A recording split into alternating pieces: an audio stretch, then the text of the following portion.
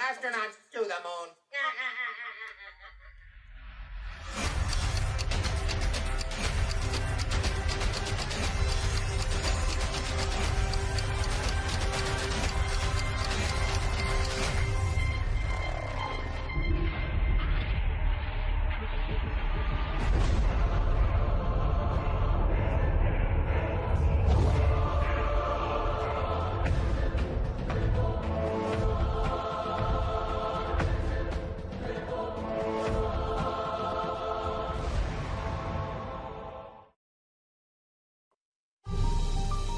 You must unite what has been set asunder. We are TFR, Truth Frequency Radio. From the Lake of Diamonds in the Pacific Northwest, from the Ring of Fire, good morning, good evening, wherever you may be across the nation, around the world. I'm Chris Geo. You are tapped into the Truth Frequency. It is October 2nd, 2015. Have a jam-packed show for you, as always. Coming up in the first and second hour of the broadcast, we're going to talk about Flat Earth once again. This may be the final Flat Earth show that we do, but what better way to end it with one of my favorite Flat Earth researchers, Jeranism. You can find his work at Jeranism at youtube.com/Jeranism. He also does a weekly show on YouTube as well. And he may be coming and joining the TFR family as well. We're going to talk to him about that off air a little bit later. But there's two Flat Earth researchers that I still pay attention to. That, of course, is Mark Sargent and Jeranism. I don't want to exclude Rob Skiba, even though Rob wouldn't necessarily call himself a Flat Earther, which is why I excluded him from that list momentarily. But Rob has done some incredible and amazing work when it comes to this whole idea of the Flat Earth. Now, there's some people out there that have never heard this topic before, and you hear all of a sudden the term Flat Earth, and you jump back and say, oh, that's stupid, that's ridiculous. Well, how many hours have you researched it?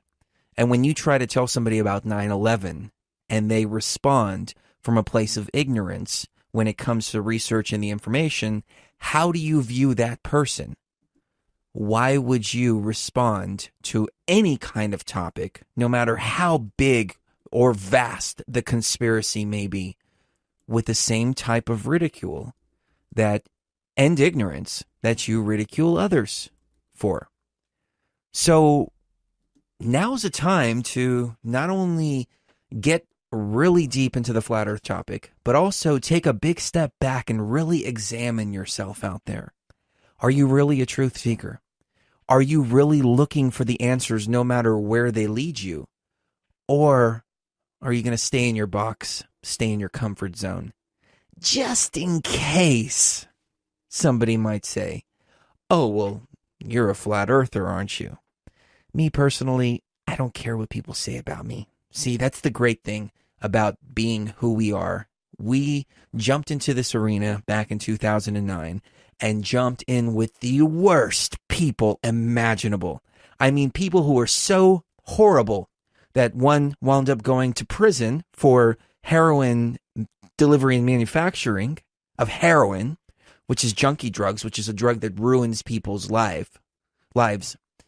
And the other one got put in a insane asylum, was forcibly committed on something completely different. But my point is, though, that we have been dragged through the mud. We've been attacked. We've been trolled relentlessly.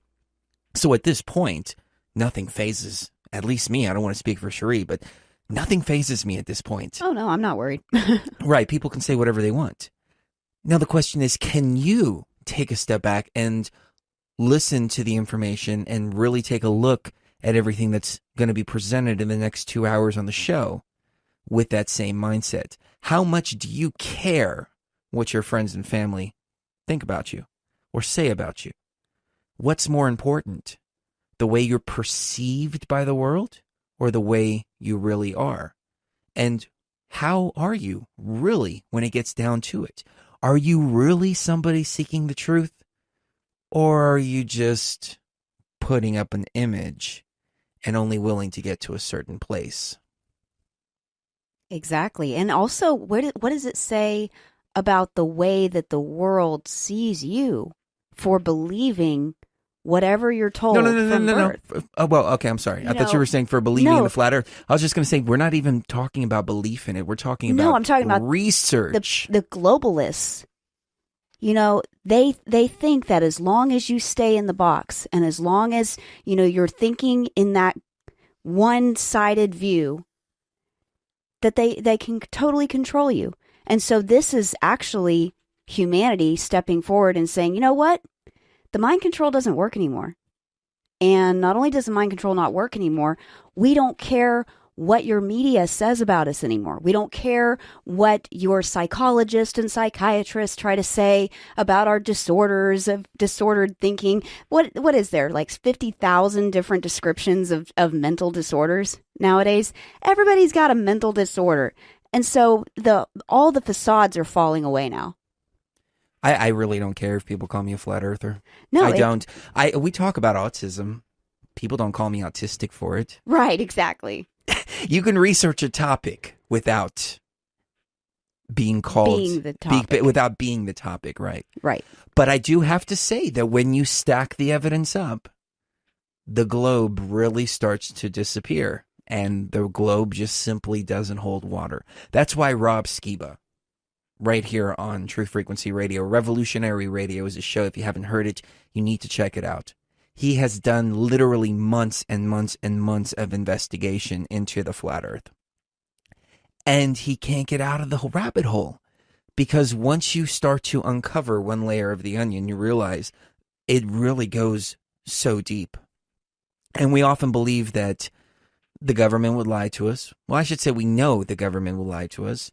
We know that the NSA is spying on us. We know that every 3- and 4-letter agency out there is completely corrupt and completely superficial. Except, of course, for NASA, because obviously they're untouchable. So it's okay if they give us a picture of Pluto that was supposedly taken with his high-powered satellite that was passing by that just happens to have the silhouette of a dog Pluto from the Disney, from Walt Disney, from the Disney cartoon Pluto. I don't even have the words to describe the fraud that is taking place here. Like, who is that stupid to believe that the planet Pluto actually just coincidentally has a landmass on it that looks identical to the Walt Disney character Pluto? I showed it to Sharee yesterday. She couldn't believe it. I showed it to Chris Everard as well. I was talking to him off air yesterday. And I said, Chris, have you seen the latest from NASA? And he said, no, I haven't seen the picture of Pluto. I said, well, look, there's Pluto, the Disney character. And he looked at it. He said, I don't see it. And then I sent him a picture of Pluto side by side with the picture of the planet Pluto. And he said, oh, my God, Sharee, same thing. I didn't see it at first. He had to kind of point it out. But it's there. But it's there. It's there. It's a blatant hoax. And then the latest picture of Earth, which is nothing more than a redesign of the blue marble photo that came out during the moon landing, hoax. And they're recycling this photo, just changing up the cloud cover a little bit, and telling you that that's Earth. If things are really as they are, why don't we have GoPro cameras on the moon watching the Earth at all time? Where's all these trillions of dollars going that NASA's taking? We'll be right back.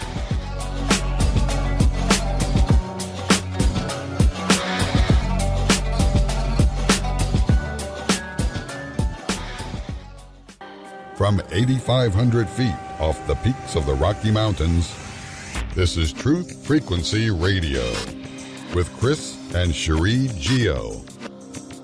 Wherever you are, make it TFR.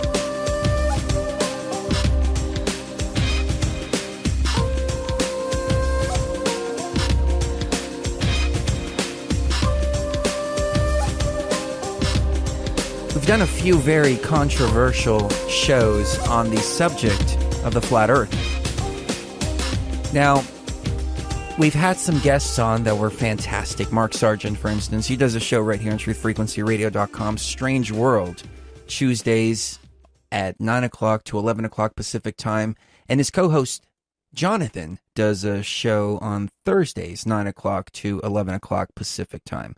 And of course, Rob Skiba, Wednesdays, 9 o'clock to 11 o'clock Pacific, which is an awesome block of flat earth type material from all three of them. And now it's not always flat earth, but that's where these three individuals have been going down, at least on the rabbit hole lately. It would be awesome to get somebody on Mondays from 9 o'clock to 11 o'clock. I have somebody in mind that would be perfect to fill up that little block of time.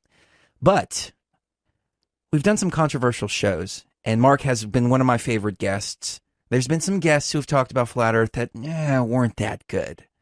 And flat earth, in my opinion, is a topic that takes serious research, and you have to disconnect yourself from everything you thought you knew and all of your religious beliefs and everything like that, and really approach this from a scientific perspective, but not a pseudo-scientific perspective, not a perspective coming from textbook information, but coming from a place and a perspective that you're actually out there using tools of technology to really try to understand what is this world that we're actually living on. Is it a dome? Is it a big ball floating through space? Is it a hologram?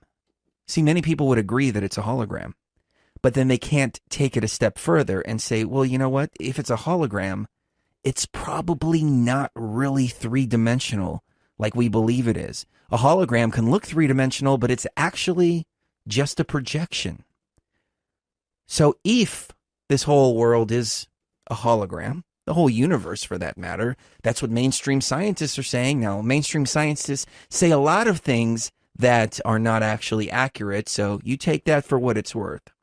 But they're saying that it's a holographic universe, and they've actually found zeros and ones within the fabric of space-time itself. That tells me that we're living in a matrix. The matrix has to be housed somewhere. It's housed in the dome that is our world. And I've often likened the enclosed world theory to a video game.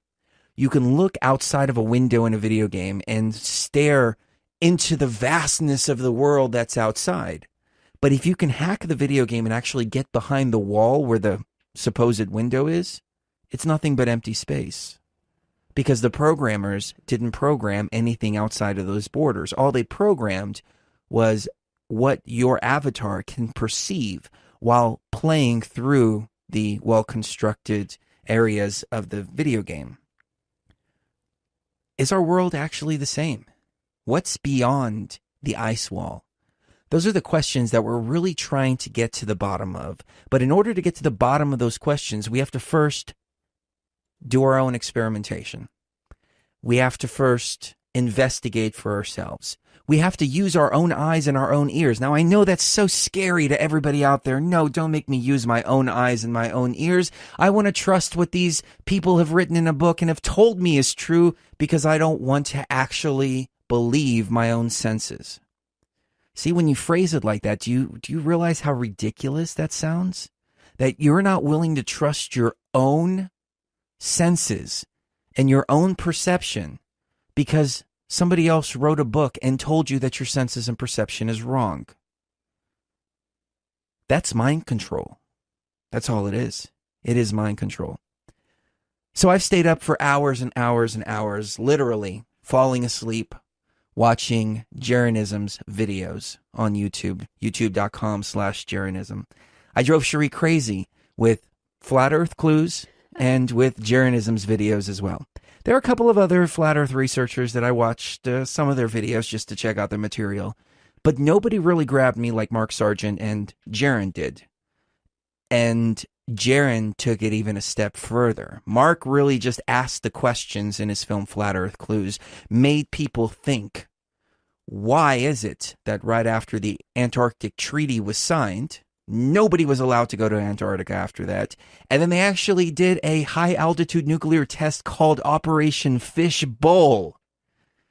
Once, at least according to Mark's theory, they realized where the dome actually was. So Mark asked the questions, but Jeran takes it a step further and actually does the hardcore investigation. So we're going to get into that right now. I think we have Jaron on the line with us. Jaron, how are you doing, sir? Good, you guys? Good, very Doing great. good. First of all, let me say it again. Big fan. I love all of your work. Your intro is awesome as well. Open your mind. There's truth inside. I love that catchphrase. Thank you very much. It's nice to hear that you yourself have got quite a good grasp on the whole thing. So that's all I'm looking for everyone to have, is kind of an understanding of where we're coming from and what we're talking about. But you said it perfectly on the intro there. So Well, thank you. Thank you. Good to hear that. It's really a matter of just using your own senses, and people have a very, very difficult time with it. Oh, well, the earth has to be round because people have flown around the world. Okay, well, have you ever flown around the world? No, I have not, but I know people who have. No, you don't. That's the kind of attitude and mentality that people approach this topic with. I did it myself, though. I can't just point the finger at these people, because the first million time I ridicule it, a friend of mine came to me and said, hey, I think the earth is flat. I said, you're ridiculous. You're losing your mind. You need to go to a psychiatrist. The millionth and first, I said, fine, I'm going to sit down. I'm going to watch this. I'm going to listen to the information.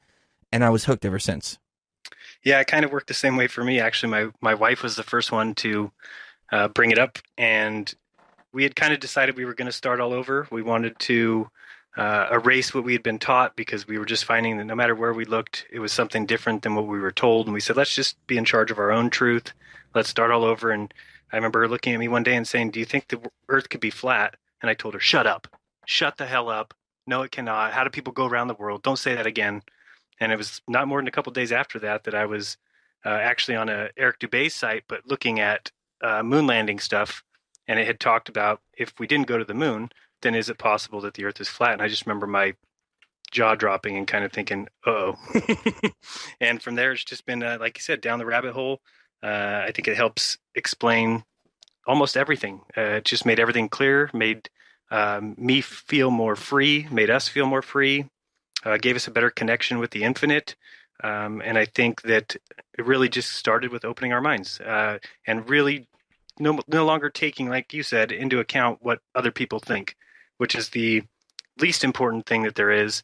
And if you were going to fool somebody, probably a good thing to do would be to get a bunch of people with you to laugh at that person if they thought a certain way. And that's exactly what's happened in today's world. Is there's certain topics that if you bring up, you will be laughed at and be told you're an idiot. If you think that the moon landing was a hoax, if you think that 9/11 was your government, if you think the earth is flat, you're an idiot. So if you start looking a little deeper into why is it that there's certain topics you can't talk about, you might be surprised at the end of that tunnel. Right. And it makes you wonder, what is the purpose of this cover-up? Go ahead, Sharee. Well, I was just going to say, yeah, there's sacred cows that you just do not touch. And if you do, then you're forever known as a kook or a crazy person. And that's one of them. Right. But you know what? The most hopelessly enslaved is the man that believes he's free. Right. So if you don't see the prison bars in front of you, you're not going to realize that you're in a prison. And if we are indeed in an enclosed world, we may be trapped here, and the only way out is to realize that we are in an enclosed world and that there is something out there that we, as a human spirit, should be striving for. We'll be right back. We're going to pick it up with jeranism right here on Truth Frequency. Now,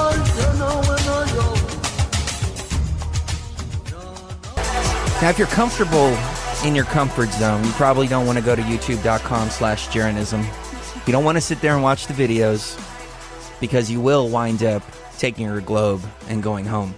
One of the things that I really like about Jaron's videos are the humor that is injected into it, sound effects and things like that. So really, really good touch there, Jaron, for sure. But let's start from the very, very beginning. You said that your wife approached you and brought this idea to the table, which is funny because it was the opposite with me. And I still believe that Sharee thinks that I'm crazy for discussing this. She's going to stand by her man and support her man no matter what. But I think she kind of cringes a little bit every time I say flat earth. No, not at all, actually. At first I was, but then as I started to look into astrology even more than I already have in my life, which, I'm pretty much a budding astrologer. I don't want to call myself a professional astrologer, but I'm a budding astrologer. And I realized that every astrologer in history has focused on a geocentric model. And that's just the natural way to look at it if you're an astrologer is the flat earth theory. So there you go. Jaron, what is the idea of a flat earth do to something like astrology? I think it might just bring it more into reality. If you believe it in the way it's given through science and through Neil deGrasse Tyson and these people, then you think of endless space and you think of all these rotating orbs and you think of places we can go, places we can land, places we can inhabit. And I don't think that that's true once you start digging down deeper and realize that a lot of these images that you get and a lot of these pictures are nothing more than that. They're just pictures, they're CGI, they're computer graphics. And, I can understand why in the 70s or 80s this might have been something that was hard for people to understand. But in today's world, we all have computers with pretty impressive graphic capabilities on our desks at home. And you can actually just play with a paint program and get pretty similar results to what NASA shows you. If Sharee, she said she was an astrologer or looks through telescopes, and she would know that she doesn't get to see the same images that NASA shows us are out there.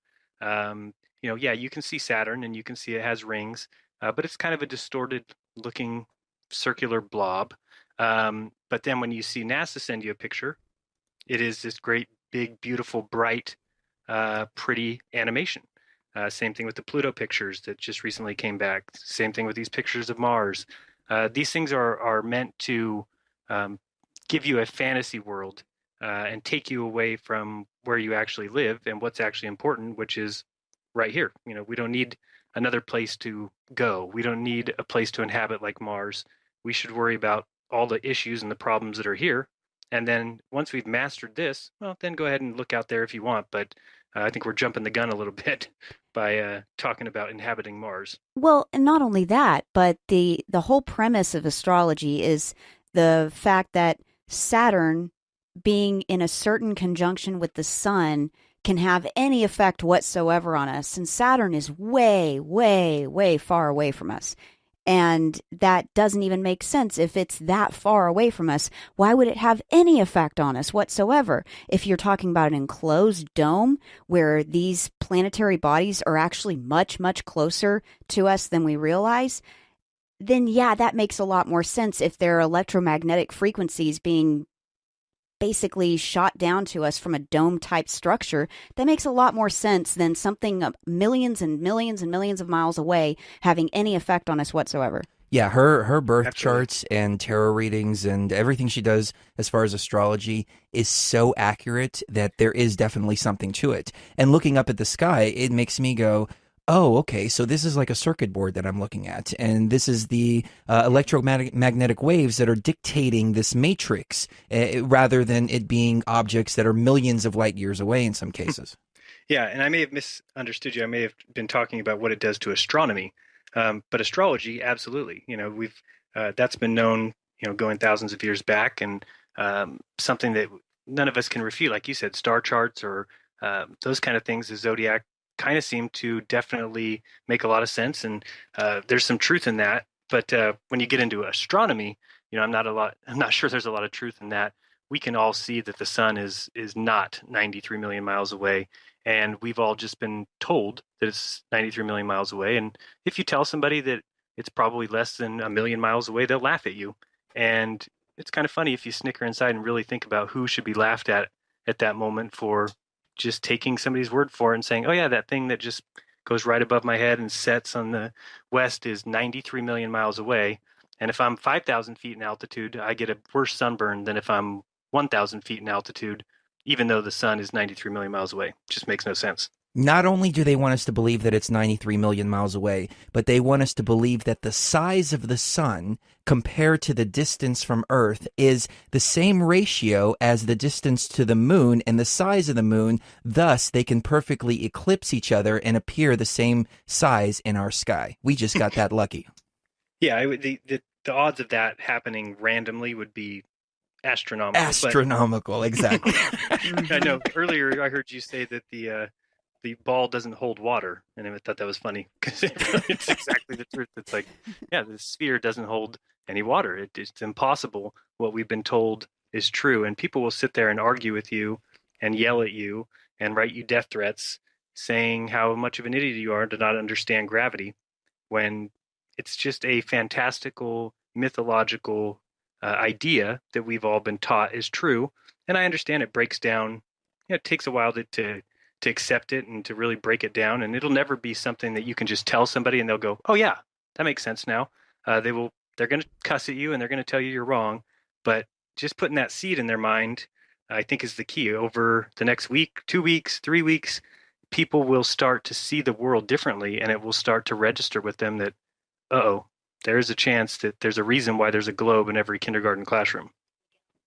You know what I found odd, though, is during this enlightening or awakening and realizing that the Earth is most likely flat. I mean, I'll even go so far as to say 99.999% flat. The only 0.0001% is it might have a little bit of a concave curve or something like that, just a slight one. But I think the enclosed theory makes a lot more sense than anything else. But when I first started to talk about this, most of our listeners wrote very, very positive emails. Everybody was on board going, you know what? I've been looking into this. I've been feeling this. There has been this great awakening. And it seemed to have started, at least for me and the people around me, around January or February of this year. Did you notice the same, or was your awakening earlier?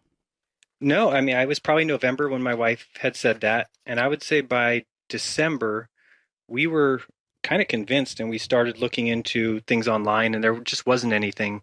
And I remember she told me to make a video. You should make a video on YouTube. And I said, no, I mean, I said, I'm just going to get killed. I said, people will just smash on it and there's no use. And we searched again around the 1st of February, somewhere in there. And that's when I saw Mark Sargent's clues. So from there, it was time to do my own. Ah, that was my awakening as well. Mark Sargent first, then a couple of the other ones, and then all of your videos. We'll be right back. We'll pick it up with Jeranism right here on Truth Frequency. If the Earth is actually flat and not a globe, what would that do to your day-to-day life? That's what a lot of people have approached me with. Chris, what does it even matter? Why even talk about this subject? How is it going to affect your day-to-day life? Well, for me personally, it was a pivotal point in an awakening, in a veil being lifted from my eyes and being able to see things on a much broader perspective and for what things really are. But ultimately, if you realize that you're living in a prison or an enclosed world or maybe even an artificial construct or a holographic matrix, however you want to frame it, I think that's a game changer at that point. Because then all of a sudden, all these wars and all the little problems in your life, and are you going to get that promotion, and oh, we got to make more money, we've got to do this, we've got to do that, that suddenly is put into perspective for the three-dimensional physical garbage that clutters our minds and clutters our human spirit and completely distracts us from who we really are. So this is why I think it's so important to start thinking outside of the box or outside of the ball or outside of the globe, because this really is key. And if you can take that step, and just research it, hey, if you can prove it wrong, if you can prove the globe theory, by all means, there's a lot of good researchers out there, Jeranism for one, who would love to hear this evidence that people come up with. But the thing is, when people start looking into this and they really start using their perceptions and their own research, they come to the same conclusions, that you just simply cannot prove the globe. So, Jeran, let me ask you this. You've done a lot of really physical and heavy research, not just looking into the topic, but you've actually taken a laser out there, done tests yourself, and still, from everything that I've seen on your channel, it just seems to just reinforce the idea that the globe is falling apart more and more and more. What would you say is the key piece of evidence that you've come across, or that you would point somebody new to this idea to? Well, I mean, personally, I think it just comes down to really using your mind to think about what you've been sold. Even though we've done the tests and the laser tests, science has a way of explaining some of those results away. They've taught us all that math is reality, and that's not true. Math can prove reality. It can help you prove certain things, but it cannot dictate for you your reality. Meaning, just because somebody can draw on paper a mathematical equation that says, yes, you can live on a ball, this is how it would work, these are the numbers to prove it, doesn't prove that's where you actually live. And the problem that we all had happen to us is we were all fooled into believing that because they put it on paper, that means it must be the case. And that's not exactly true. So it really took me contemplating the globe, thinking about the globe. Yeah, we've all been told somebody's upside down in Australia next to somebody who's right side up in the United States, but to their perspective, they're actually right side up and you're upside down. Well, when you really start to think about that, it works in a world where only one person exists. It'd be the same as me walking down the street and seeing a homeless person begging for food about to pass out on the side of the road, and me saying, well, in my perspective, you are completely fed and good looking and have a job, and in your perspective you may be poor and hungry, but I don't see it that way. And so if that's how you want to treat life, then you should go lock yourself up somewhere and live alone, because we live in a world where all of us live. We all live and inhabit the same space. So it's not, you can't just say, well, to that person's perspective, I'm upside down, they're right side up. What you've basically done is made yourself God. You've made yourself the top of the globe. You're the top of the ball. Everyone else is below you. And that's what they created. They created a ball where everyone is on top at all times. And if you really start thinking about, we all live here together, there's some planes flying down the ball while other planes are going up the ball. Some planes are going on the side of the ball. Some boats are going uphill on the ball. Some boats are going downhill. When you really start to play with it, you'll realize it's complete absurdity.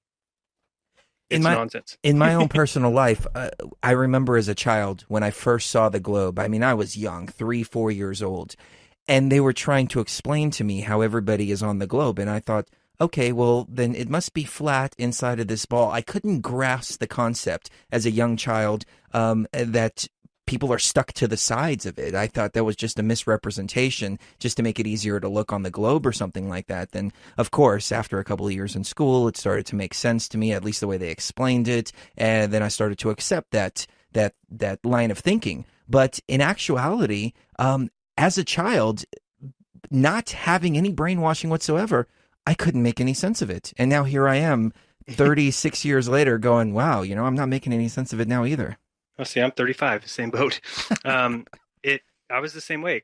The only thing that didn't make sense to me as a kid, and I can still remember this to this day, I never understood the spinning. And I would question it in, second grade and get told I was confused or I didn't understand the way it worked. And I would stare at the moon or stare at the sun and just say, I don't understand what they mean by we are spinning. It didn't make any sense. Still to this day, doesn't make any sense. They try and explain it away with all these fantastical ideas where somebody might say, well, how come I can't lift off a helicopter in New York and wait till California swings through and then land it? And they'll say, no. The air goes along with you. The atmosphere moves with the earth. But if you look up in the sky, you'll see clouds moving 3 or 4 different directions. So you're saying, well, how does it decide what moves along with it and what doesn't? And people will try and give you the example of a train. Well, if you're in a train and somebody's sitting across from you, you could throw a ball back and forth and there's no wind in the train.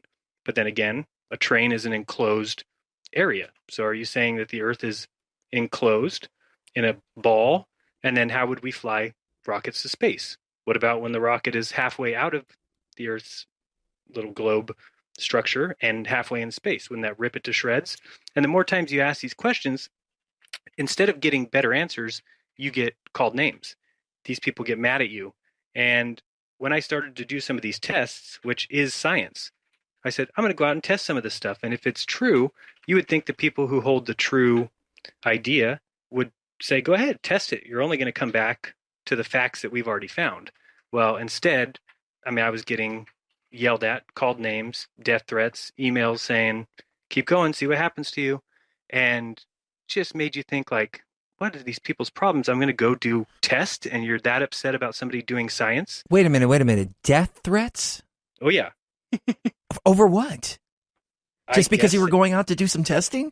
Saying the earth is flat. Wow. And people get really upset about it. And I guess, I do take a step back sometimes and understand that it completely destroys everything that everyone knows. And so when somebody asks me the same thing somebody asked you as far as what difference does it make, the difference is that we are living in a mental prison, first and foremost, created by people who are rich and powerful.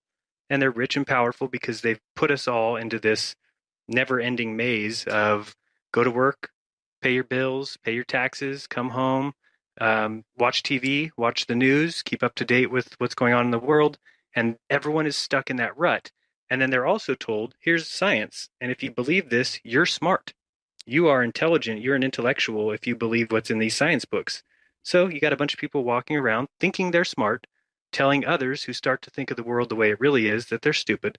And it creates a place that's just not somewhere anybody wants to live.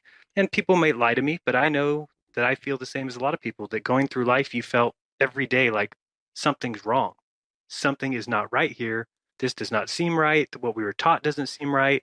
It seems like a waste of space. It seems like a waste of time. And these are the kind of things that I just would not let myself continue through my life without getting somewhere.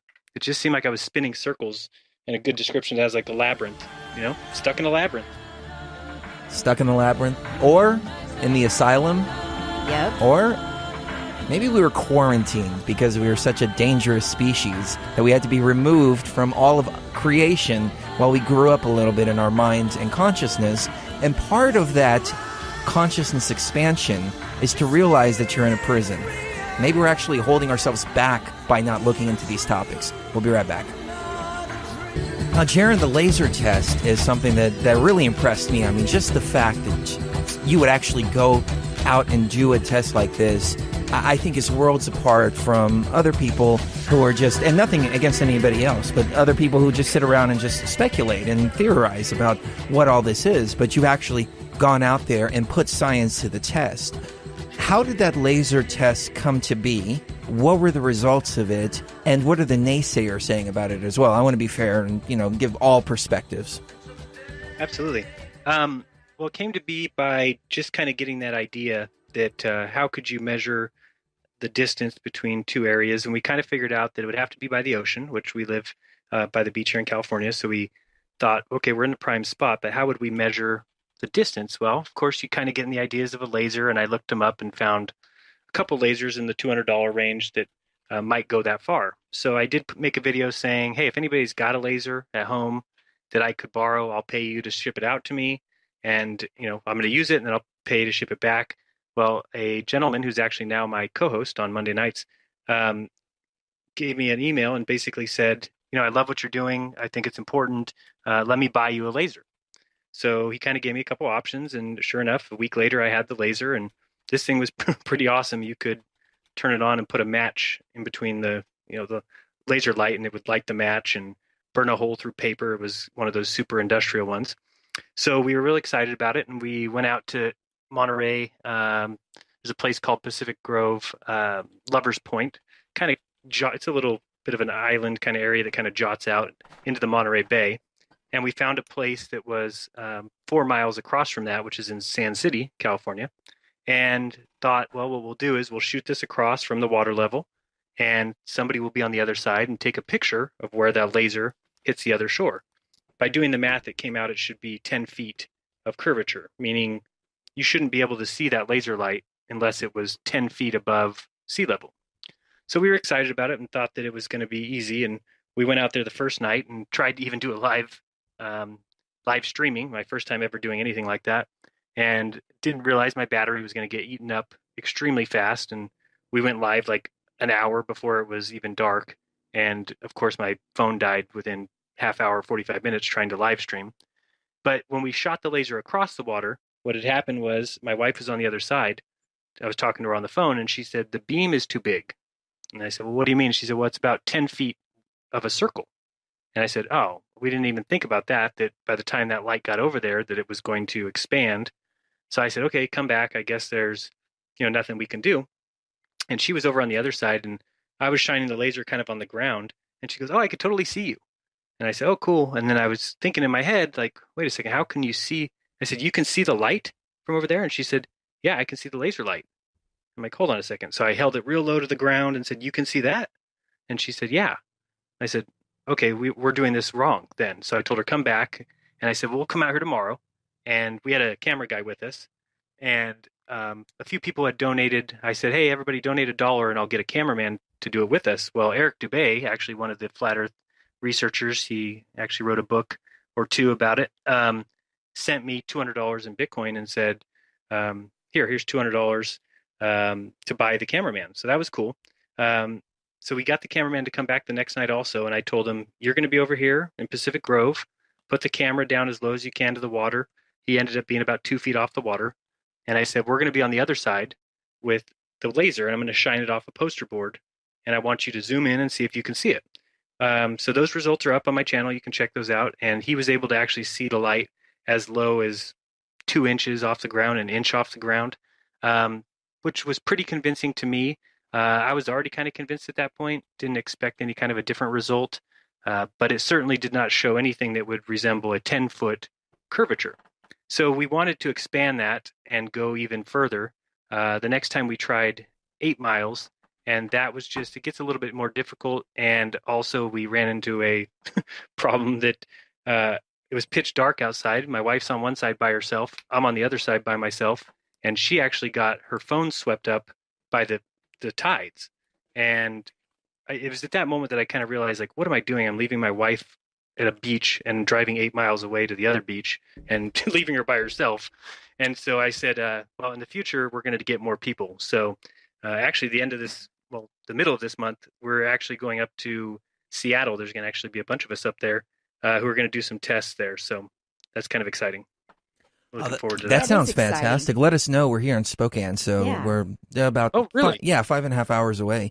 So Okay. you took this laser out, and there should have been about a 10-foot curvature, Mhm. and you were Yeah, 'cause still go ahead. you were still able to see the laser, which is impossible if there was really a 10-foot curvature.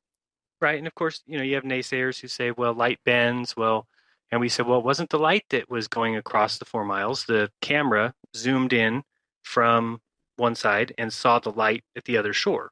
So they'll come up with a million things. I'm sure you've seen that picture of the Chicago skyline from Michigan. Have you seen that? And the newscaster calls it a mirage. Oh, the mirage, of course. Yeah, I make fun of it all the time. It's a mirage. And What these you're buildings, seeing isn't real, ladies and gentlemen. yeah. And we know what a mirage looks like. I mean, we've been driving on the road before, looked and seen that kind of wet, hazy puddle down there or in the desert. But what these people want us to believe now is that buildings, which at 60 miles, the buildings should be about, I think it's 2,400 feet below the curvature. Well, these buildings, the tallest one is 1,600 feet, and it's clearly seen, not in total, but in at least half of the building is seen over the so-called horizon. Well, that doesn't match with the ball math that they've given us, and they expect us to believe it's a mirage, which it's not hazy, it's not wet looking, it's not inverted, it's not upside down. All these things that would go with some kind of reflection or refraction. It's just the buildings right there standing straight up. And they'll explain it away with their million different scientific excuses, but that's what they are. They're just excuses. And again, people have seen that before and said, no, but still some of the building is below the water line. So I still think it's curved. And you just have to explain it very simply because they just don't understand perspective. And I mean, if I just stand at the beach because I'm 6 foot tall, the water will come up to my eye level. So if somebody's on the other shore, on the other side of the beach, they won't be able to see anything below my eyes, or below their eyes. Just like I won't be able to see anything below my eyes because that's as high as the water. If you think about it, the water starts at your feet, and then when you look out at the horizon is as high as your eyes.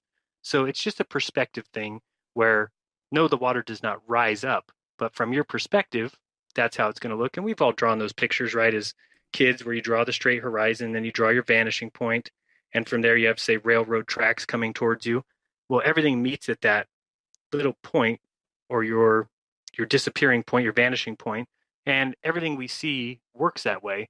And we should really recognize reality for what it is and not let people explain it away with fantastical terms. Yes, there is such thing as a mirage, but they'll allow it in that instance, right? But where a boat falls behind the curvature, when you see a boat go out and then it kind of looks like it disappears over the curvature, well, if you grab a telescope and you look at it through that, well, the boat reappears, which completely disproves the whole idea of it going beyond the curve. How did the telescope bring it back from behind the curve? Well, they'll explain it in a million different ways, and one of them being, oh, well, it's a mirage. it's a, it's like they're using their terms when they want them and not when they don't. And they won't allow us to say it's a mirage. Like the bottom of the boat is disappearing, and we'll say, well, that's just a mirage. It's a reflection of the sun off the ocean. They'll say, no, it's not. So it becomes almost a stupid argument. At this point, I've kind of given up on arguing with people. If you want to believe it's a globe, go right ahead. I truly believe people can believe whatever they want. I don't care what God you want to worship. I don't care what religion you want to worship. I don't care if you believe in evolution or you don't. I do have a problem when you take it out of your home and put it in schools. And that's what they've done with their beliefs of the globe and their beliefs of this never-ending universe and the beliefs of the Big Bang and the beliefs of evolution. Those are being taught to my son in classrooms as truth. And that's where I have a big problem, because their version of reality is not matching what I see and what most people see. And so that's where I'm trying to stand up and just be that voice that says, you can call me an idiot all you want. I'm going to keep talking. And the more I have, the more people have said, please keep talking because we see things the same way you do. Well, when you take the circumference and you square that by that square root of BS to find the BS variable, then you realize the Earth is actually a pear. I think that's what is actually going on here.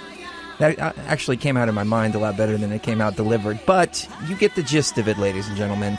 It doesn't make any sense. They give you all of these variables to tell you why your perception is wrong. And that's the bottom line. We'll be right back. All right, hour number 2 right here on Truth Frequency.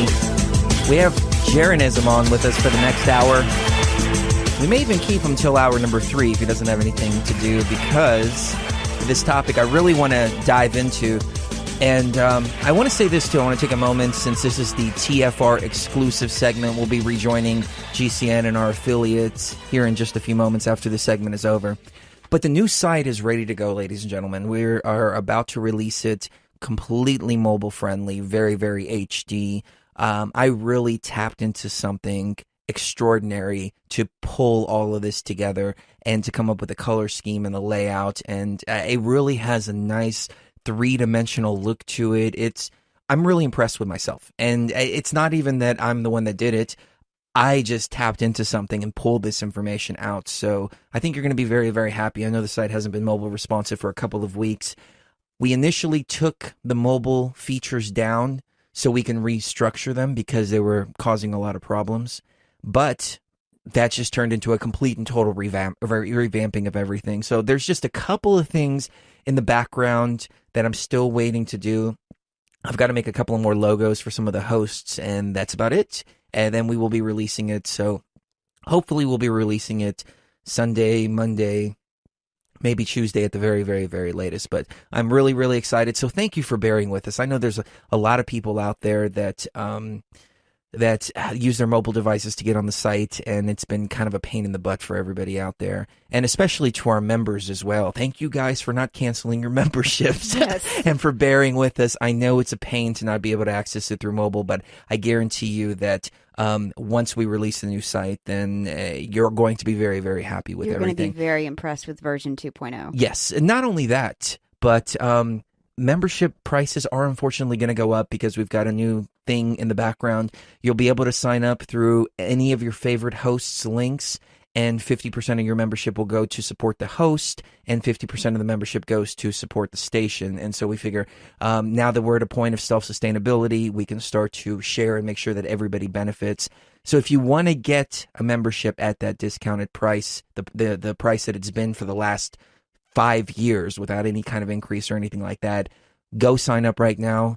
If not, wait a couple days and sign up through one of your favorite hosts' links if you're looking to support one of your favorite hosts, because these guys work really, really, really hard, and we want to make sure that if they need a new microphone, if they need a new mixer, if they need anything, that they've got the resources to do so, because we really are taking TFR to the next level. And we've got to compete now with Sirius. We've got to compete with Premiere. We've got to compete with these larger stations because we've left everybody else in the dust. We're a world apart just with our old layout and our old format and our lineup of hosts. Now it's time to really take it to the next level. And I'm eternally grateful to everybody out there for making this happen. I mean, really. Me too. I'm very proud of you. For the last 3 weeks, he's been working on this, and he's done the work that probably 10 people at a regular website would do, working on a website for probably 3 months. He's done about 10 people's worth of 3 months by himself in 3 weeks. Aw. And so I'm very, very proud of you. It's a work of love. It really is. I love doing this. And I wish I didn't have other things to do. I wish I could just focus on TFR 24 hours a day because we'd really take it to the next level. But it's time to really create a new format. I mean, we've already created it, but it's time to set that new standard and really draw the line in the sand out there and say, look, we're tired of these advertisements every 10 freaking minutes. The only reason we take breaks every 10 minutes on this particular show is because we're syndicated on AM and FM through the Genesis Communications Network, so we chop up the segments and send it to them for replay later. But the station is, you only have to take a break at the 27 and the 57 because that gives the opportunity for a host to go take a break. And that's it. And there's no ads or anything like that. Because people just are tired of it. I'm personally tired of it. I can't even listen to our own show on any of our affiliates because it drives me up the freaking wall. The news breaks and the commercial breaks and all of that. So we're setting a new standard. We don't owe anybody anything except for our listeners. We're not controlled by anybody except for our listeners. And that's the way it needs to be. The listeners need to make the call here because this is your station. Yeah, this was built for you guys, and we hope you enjoy version 2.0. It's going to be awesome. I'm loving it already, and I mean, compared to the site we have now, it drops that one in the dust. It really does. I mean, I hate to say anything bad about our site right now, but compared to it's a mess. V2.0, it gives me a headache. It does me too. So you guys are going to love what we have in store for you. Right. So let's go back to jeranism for a few moments. And Jaron, I want to pick it back up when we get back from break and rejoin our affiliate audience. Back on the topics that we were discussing, but I want to ask you about some of the trolls that you've encountered and some of the, I guess, just the hate and things like that. How did you react to that? It's definitely a learning experience. I know you guys described it as, water off a duck's back at this point, and I know it's going to get there soon, but it's rough. Especially, I'm very protective over my wife. Obviously, I'm sure any guy would be. So when I do hear some of this stuff, I kind of at first took it hard, but as time's gone on, it's gotten easier. People go after your YouTube channel. They send in fake copyright claims, fake privacy claims. So it gets to be a little bit of a nuisance, but I just look at it as I'm obviously on the right track. There's no other reason why somebody would attack you in those ways. So I just keep plugging ahead, and I think it also kind of helps weed out, who's the ones that aren't in it for actual truth. And that's really why I'm here. I never cared for YouTube, subscriptions or followers or views. When we put out my first video, my wife and I thought, wouldn't it be awesome if we ever got to, 100 views? And when we got to 100 views, we had I can't believe 100 people have seen this. And so what a big difference between, that and 6 months later to where, now I have to really be careful about what exactly I just say, because right away it'll get seen by a couple thousand. So it makes a difference, and we love it. Like you said, it's I love doing it. There's nothing, and I kind of realized that by doing it, that I realized how much I loved it, making the videos, working on the website, talking to people, helping them through the barrier that's there between reality, the way I see it, and reality as it's taught. Oh, you're absolutely right. And let me assure you that there comes a point to where all of the hate and the attacks, they start to go away. Because in our case, every time we got attacked, we just leveled up. And we made our game even more and more and more. We were on a station. We started getting attacked by a couple of the people on the station, so we left and went to a bigger station. We wouldn't have had the drive to leave and go to a bigger station had we not been attacked by that other station and realized the unprofessionalism. And then the other station turned into a white supremacist Jew-bashing thing. It was absolutely ridiculous. We wound up leaving and creating our own station as a result of all of that. So it was just one attack after another after another. You just absorb it and then power up as a result. And then the trolls realize, oh my God, if if I attack these people, they're just going to level up even more. So, Yeah, I think that's what's happening is that maybe people think that I'll go away, and I think they're slowly realizing, and I think it actually gives me more credibility than they even realize, is they'll accuse me of stealing money or blackmailing them, and I laugh at those because it's funny to me that somebody would make accusations that they could never prove and that I've never done. So it's like, what is your goal here? All you're going to do is eventually look like a fool, and people will say, "Hey, I wonder why they're going after this guy for things that he didn't even do." They called me a sex cult leader who is controlling my wife on hallucinogenics, Right. and I'm funding everything by being a member of some cartel in New York. I mean, that's how ridiculous it got. So Yeah. you can't do anything but laugh about it. We'll be right back. Live from the city above the clouds, this is Truth Frequency Radio with Chris and Sharee Geo. Wherever you are, make it TFR. Feel your heartbeat.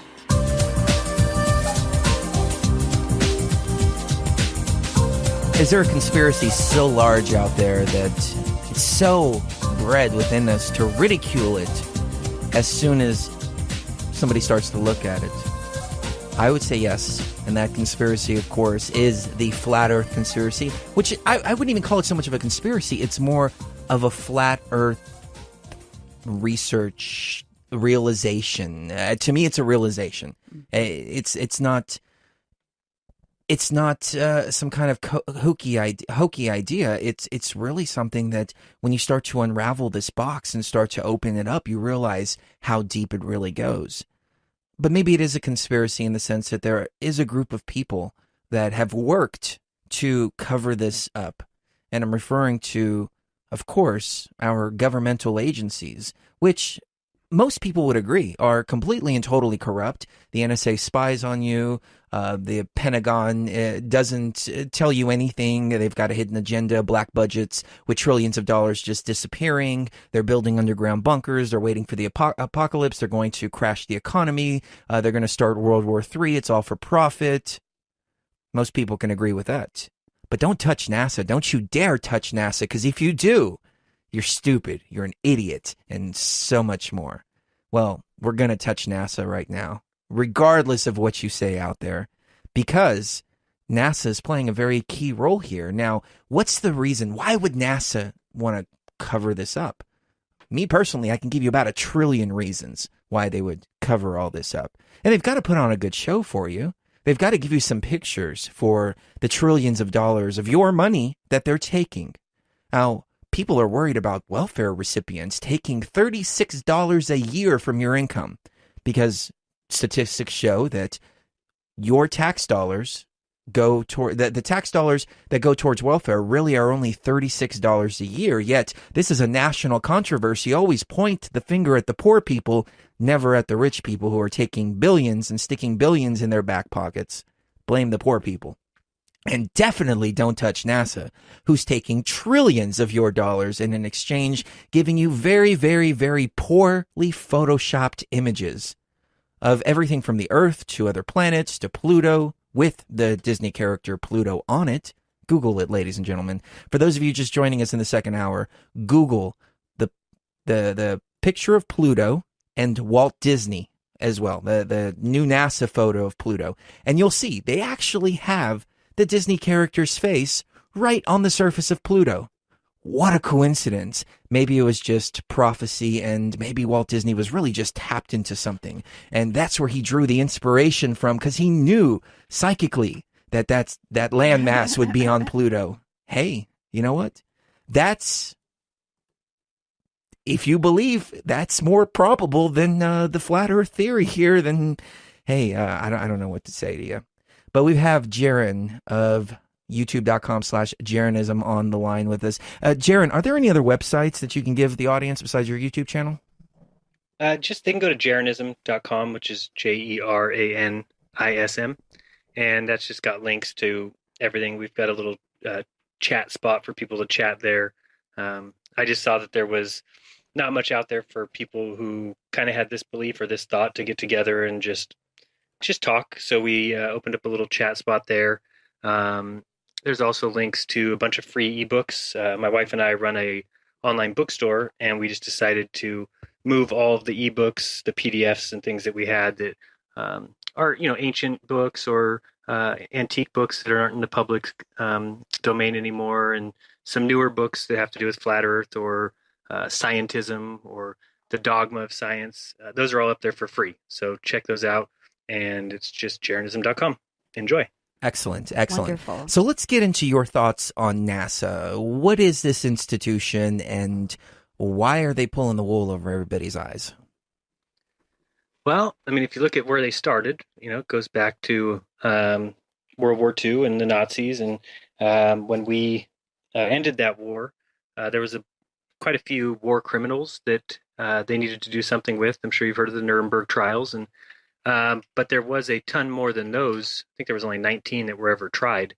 And the other ones all were taken by either Russia or the United States. Because Russia was closer, I hear they got most of the equipment. And because we were further, we took most of the scientists. And one of those was Werner von Braun. And he actually is kind of the father of rocketry and was the inventor of the B-2 rockets. And he came over and started NASA and was with them from the very beginning. And they just, if you look at their patches and everything they do is a cult, it's very, just kind of always found that weird. I said, why are they a scientific, body, but they are totally into the occult? Just never made sense to me, never jived with what I saw, like a separation of church and state. And I'm sure you've heard like Buzz Aldrin supposedly gave himself communion on the moon, and I heard that they read different parts of the Bible when they were flying. I'm like, it never made sense to me. So I really always questioned NASA. And as I started to look into it, I went straight to the moon landings because I knew so many people talked about that. And right away, if you've done any kind of study into it, you should come back with the understanding that it is 100% impossible that any human being has ever gone to the moon. And yet people will yell at you to your face, you're an idiot, simply because they believe in pictures shown on TV from 50 years ago. We've never went back after those 6 visits. In fact, the furthest somebody has gone since then is 400 miles from the Earth. But in that 1969, they went 240,000 miles, communicated fine, landed fine, took off fine. There was no issues, no problems. They had it telecast live on TV for everyone. Those things are just not realistic. And now they want you to think that we're going to send people to Mars, which is 1.5 million, 150 million, 150 million miles from Earth. So they just make these huge steps that are outlandish. And the fact that people just suck it up and say, oh, yeah, no, there's a rover out there on Mars, 150 miles away that we're controlling remote control and taking pictures and taking selfies and sending them back. And it's at this point so laughable to me. And that's what I talk about. And I try to add a little bit of humor because if you don't laugh at it, I think you'll go crazy. So I just try and make videos where I kind of talk through some of these things and hope people see that you can't just believe what you're told simply because it says, well, science says. Yeah, well, science says a lot of things that aren't necessarily true. Now, according to your research, because there's a lot of flat Earth models out there, and I don't want to, point to any particular flat Earth model, but according to your research, how far would you say the moon actually is? Good question. I would say that it's, as far as it being like a physical ball, I don't believe it's that. So I'm not even positive that it's a physical thing, but I would guess around 3,000 miles. That's my guess, but I think of it as very much of a flat surface. One way to look at that, I've heard so many people come and say, people in the South can see it upside down from people in the North. Your ideas are ridiculous. Get a life. And one way to describe that is if you cut out a circle from a piece of paper and draw an A on the top of it and a B on the bottom and stick it to your ceiling and then walk from one side of the room to the other, and you'll see how the moon will flip around. So these things aren't difficult. People are given reasons via science, and that's just what they associate with those things, and they don't realize everything else is so much simpler. Like when my wife said, is the Earth is flat. And I said, how would people fly around it? Well, because I immediately went to this picture of a flat Earth and saying, well, how would the planes would have to go underneath it? Well, it's like a pizza. You fly around it by going in a circle. Right. I want to talk more about the moon on the other side. I believe we're having Crow 777 on next week. Yes? Thumbs Yes, up on we that? are. Okay, so we are having Crow on next week. And he's documented some pretty interesting anomalies on the moon. But I want to get your take on what exactly the moon is. We'll be right back.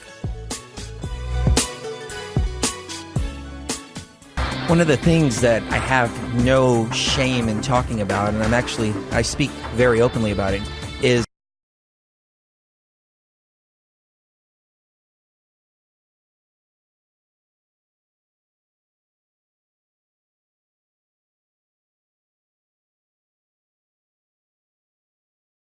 ayahuasca.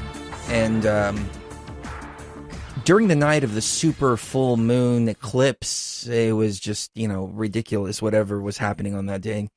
We decided to drink some ayahuasca. And I have to say, it was the most intense experience that I've had in a long time. It just kept coming in waves. It would hit for about 20 or 30 minutes, and then it would go away, then hit again. And this happened like 6 or 7 times throughout the night. I didn't even have to drink another dose as I normally do. And the experience was very intense. The energies definitely felt like something was really wrong. There was this pulling and this pressure and something very, very strange. And not to mention, we couldn't go drink outside because it was just so bright out there. It looked like the sun was out. And I noticed all the animals were kind of quiet until about 2 o'clock in the morning, when the whole wildlife outside, everything just started just going crazy. It was after the eclipse on top of that.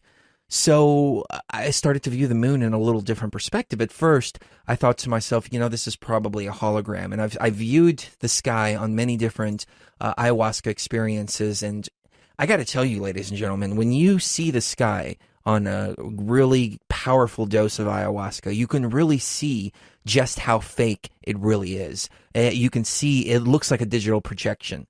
The only difference between that and this night was that the supermoon was causing this energetic pull that was very, very, very real. I felt it all day leading up to it, and then especially during the entire experience. I mean, wasn't the experience weird?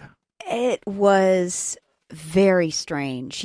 I felt something that I usually feel, and I noticed that the men don't feel this, but the women really do. The women I've talked to say they feel a very strong pulling sensation whenever they first go into the experience, and I felt that, except about 1,000 times stronger than normal. And so I thought right off the bat, okay, something's different about tonight.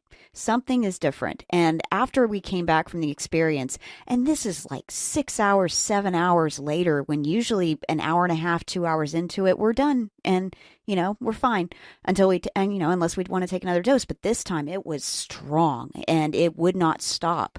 And so after I came back, I decided to do some research, and I found out that during a supermoon, the moon is exerting 47% more force, pulling the Earth's water away from like the source of gravity. So basically it's just pulling.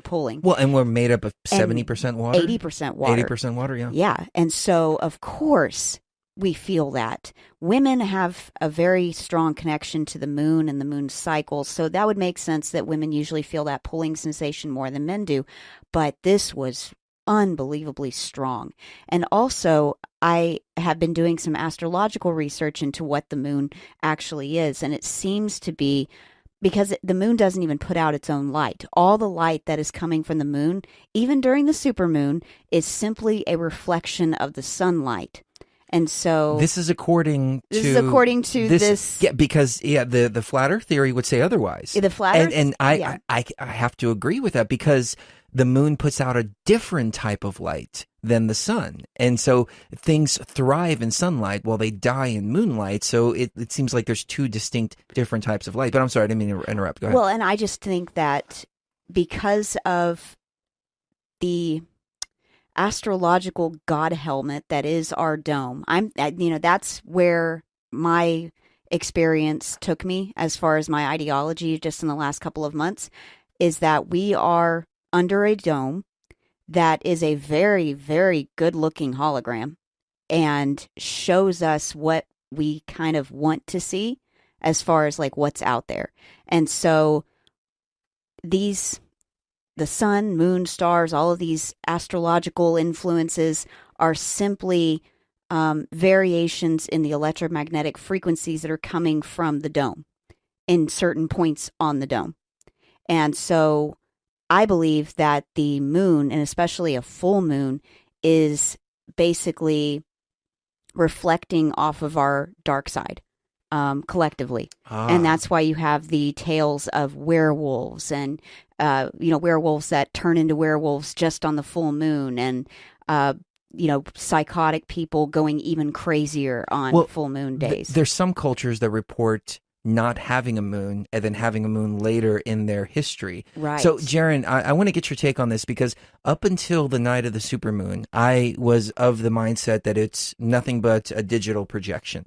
But after feeling the gravitational force, or whatever force it was during this experience, I don't even know what to make of the moon at this point. Your thoughts? Yeah, I actually have never obviously touched it, so I wouldn't know what exactly it is, but I do know that it definitely has a huge influence on things on Earth. I do think that it is responsible, along with the sun, for the tides. It just goes around above us and pulls the water along with it. So I absolutely believe that you guys would feel some sort of a pull from it. Obviously, it's probably true that women have some sort of a closer connection to it, some of their cycles being equal to it. It is for signs and times. It works like a master clock above our heads. That's how NASA and these guys are able to tell us when the eclipses will be and what's going on with that. As far as it being a ball where somebody lands and you can kick dust around and golf on it, that's just a joke. I don't think that actually exists. I was thinking for a while it might be a hologram, and no, I don't think that that's true. I think what Sharee said was beautiful. I think that it is electromagnetic. Sometimes I stay away from saying dome, because I think people then get a vision of a snow globe or something with like a glass top.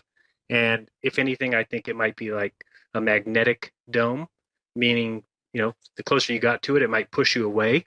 But I don't think it's like a physical piece of glass. But I don't know those things. And kind of some little experiments I've been doing myself recently, because of the eclipse and not knowing what that shadow is, which doesn't even come into the moon. So when you guys saw it, I'm sure you would have saw that the shadow comes from the left over the moon, which makes no sense because the sun was setting behind me going down. So if it was going down, how does the shadow come from the left? It's just complete nonsense that everybody believes, and you're like, okay, whatever. But I certainly don't think that's what it is. But in the tests I've been doing, I've been kind of putting magnets together, and the little repulsion area where you can't touch them, I've been shining a light at that and noticed that field creates a shadow.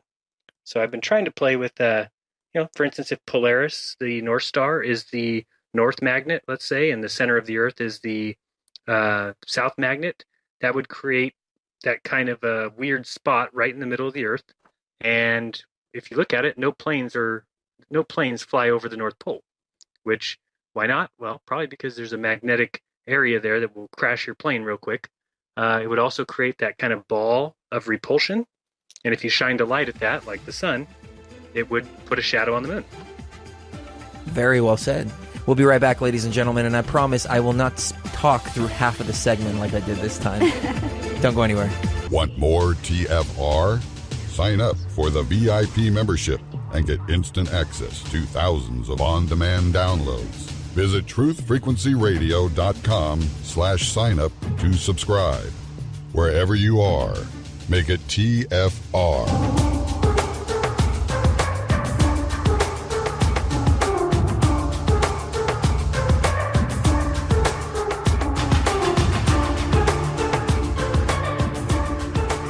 Jaren, I want to get into some speculation in this segment.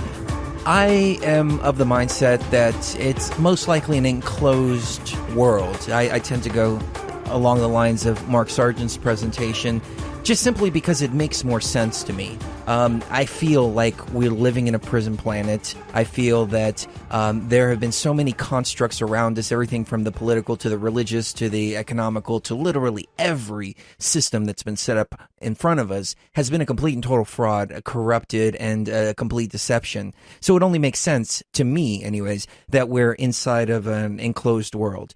There are some people of the flat earth community, I hate to use that term, but the flat earth community, for lack of a better term, who would say otherwise. And they would say that it's actually an infinite plane that goes on forever, and they're hiding more real estate on the other side of that ice wall. I really like what you said earlier, and I completely agree with you. I'm of the same mindset that I've never been there, so I really don't know what's there. All I can do is just speculate and whatever feels right to me. So on that note, what feels right to you as far as that conclusion? What's on the other side of the ice wall? Where are we? What is this? Is it an enclosed world? Is it a dome? Or does it go on infinitely? Your thoughts?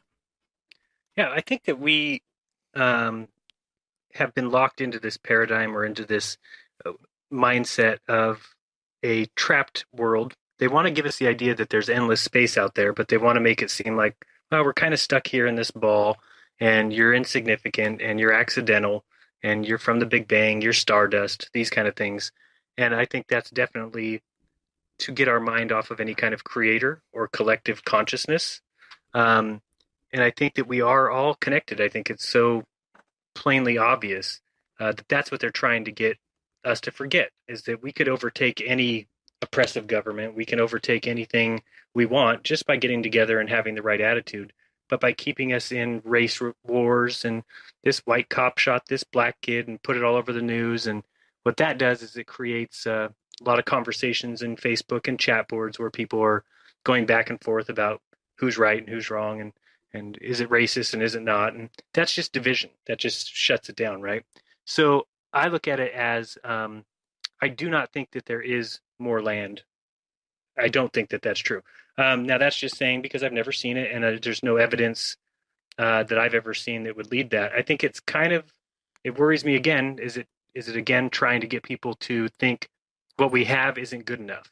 And to me, I don't see anything that leads me to believe that. I think the world is huge. We all know that. If you just think inside your head how big your neighborhood is, and then say how big your city is, how big your county is, and then realize how big the world is, it's huge. We don't need more land. We don't need more pockets. One of the theories they call like a puddle theory, basically saying if the sun was above us and kind of created a puddle out of the ice, and that's where we're at, is in one of those little circulars. They kind of describe it as there might be others out there, and that might be true, but I think we should all worry about this one first. And like you said, what if we're just here because we're being quarantined, as in these people are kind of out of their minds, which how could you disagree with that? And from there, I would say once we are a loving people who understands our connection to nature and our job to take care of the earth, and well, then we can start expanding. But to just say, oh, I want to go now and find these other places, I think is jumping the gun. You know, I was kind of shown during one of my last experiences that the reason why extraterrestrials could be so interested in us, one of the main reasons is because we're the only species that is controlled by things like the stars or the dome, that the electromagnetic dome that's above us.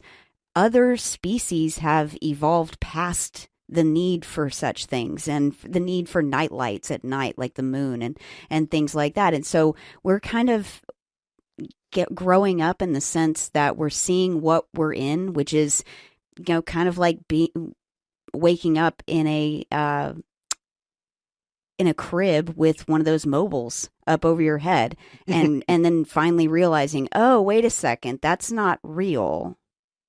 Okay, what is this? What is this that I'm in? Okay, I need to get out of here. And so I think that it's not really looking for more real estate as much as it is just trying to grow up and get out of the matrix that we're kind of trapped or stranded in some way. Right. And as soon as you're able, as a baby, as soon as you're able to stand up, as soon as you're able to move around and identify the bars on the crib and tell mommy and daddy you don't want the bars on the crib anymore, they put you in a regular bed. And you have all these scientists sitting around and go, no, no, no, the crib is very real. The crib is all that matters. Look at the mobile up in front of you, et cetera, et cetera. That's all there is. Here's the math that proves that the mobile is there. Yes, very true, very true. So, I think, if we're not quarantined because we're so dangerous, or if we weren't maybe put here because we were the last of a particular type of species, and this is like a wildlife reserve, it's possible that this is an experiment to see how many boxes the human spirit can be put inside until it actually breaks itself out. Can you trap the human spirit? Because the human spirit is very, very powerful.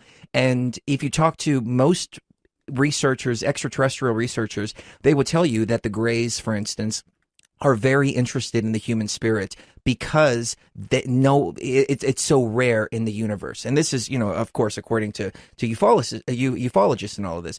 But if that's really the case, then we've been put into so many boxes on purpose. We're really doing ourselves a disservice by not trying to break those boxes. Yeah, I agree. And I may not particularly myself believe in aliens, but I would say that the evidence that I would have for them would be simply if you've watched humanity, even over the past couple hundred years, it seems like it is a test because there is some certain things like the internet. If the elite really cared about shutting down people and really cared about enslaving us, that's their only goal, they would never have let the internet even come out. So the fact that it's there kind of leads me to think that certain things are released at certain times on purpose by someone. And so that kind of tends to make me think about, well, it could be that there's something or someone else overlooking this kind of test. But again, I wouldn't know that off, I have never seen that or met that person or whatever. But I do see a lot of things like that. It just seems, even if you look at the last 100 years, the amount of inventions that human beings have come up with, and some of them, like 1870, they invented a bike. Just seems like something that should have been invented a long time before that. People were drawing, Da Vinci drew like basically a vehicle in 1600, and they didn't come out with a bike until 1870. And then look from that how quickly airplanes come, and after airplanes, rockets, and it just seems to me sometimes like it's not us that's coming up with some of this kind of technology. It's almost being given to us as like a test. So I do agree that it could possibly be an alien civilization or an alien group that's really interested in humans altogether. Like, what are we doing? What kind of people are we? But we don't know. Well, Right. that brings up another point, though. I mean, I believe that the powers that shouldn't be, I would call them the globalists, full-blown globalists, they really did need to put out the internet, though. I mean, in order to debase our society the way it's been, they needed to have something like the internet to bring things like World Star and pornography and, all of the seedier stuff of the internet that 85% of internet traffic is geared towards. It's stuff that's debased, and it's stuff that has no philosophical or spiritual meaning. And so, in my opinion, I think the internet they knew would But don't forget the expose flip them. side, though. It would expose them a little The flip bit. side is that everybody has the knowledge that only a select few had in their basement up until this time. And so you really have both. Now it's a matter of which way is the human spirit going to go. Are you going to free yourself or get caught up in the distraction? We'll be right back. Jaron, when I first came across this information and really dug deep into it, and I started to realize that the globe was falling apart before my eyes, then as a conspiracy guy or radio show host or whatever you want to label me as, I don't like any labels, I'm just Chris Geo and that's it. I'm infinite consciousness experiencing life as Chris Geo. That's how I like to refer to myself. But as who I am, I started to have to question all the interviews that I've done, the information on ancient aliens and extraterrestrials and other planets and life on other planets and secret space programs and everything like that. And I had Mark on the show, and I asked Mark, what does this do to this type of information? And Mark said, no, it doesn't negate the information like you would first think. it actually just brings a completely different perspective to it.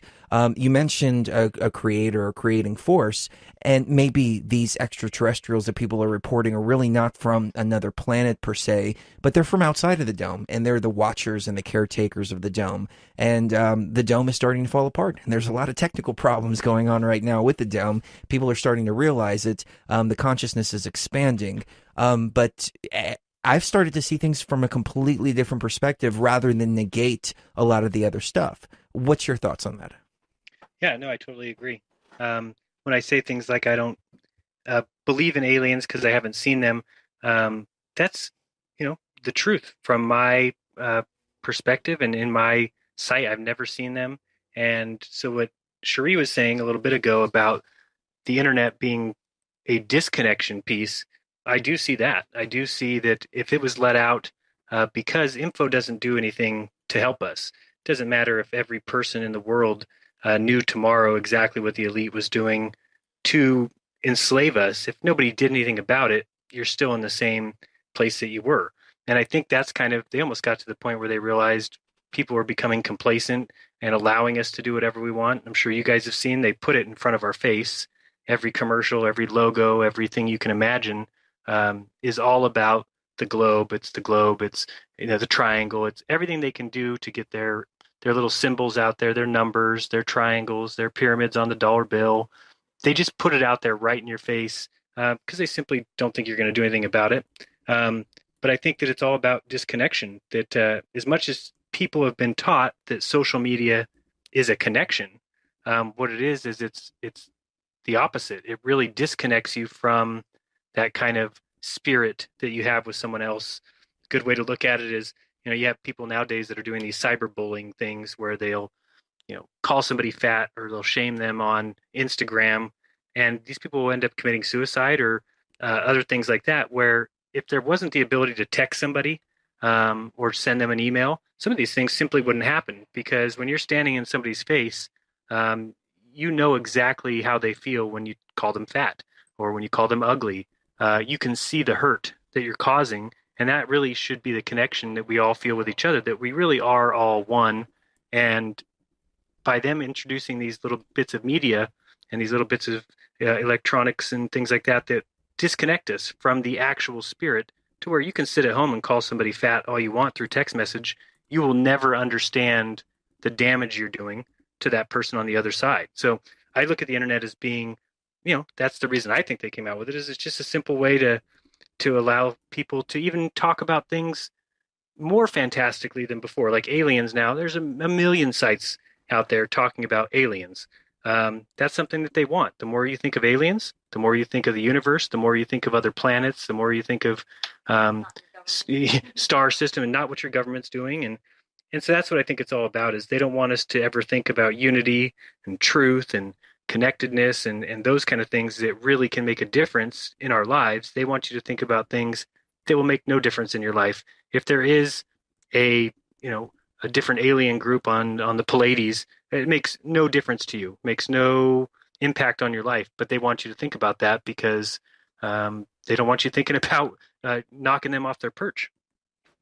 You're absolutely right. And I can hear the pain in your voice, bro, because I've been there too. And that's why I recognize it, because you start to, put yourself out there, and then you have all these people attacking you in so many different ways that you start to go through all of this, and you start to realize, these people are so disconnected from their humanity, and that's what this internet has done. I mean, I see so many people talking back to each other. It happened to us. We went through it. It doesn't happen to us very, very often anymore, but I see it like on Facebook, the way people talk to each other, and I think to myself, you would not say that to somebody's face. And if you would, then you're a horrible person. But behind a screen, it's so easy and so comfortable because we tend to forget that there's actually a real person, a flesh and blood human being sitting on the other side of that screen reading what you're directing to them.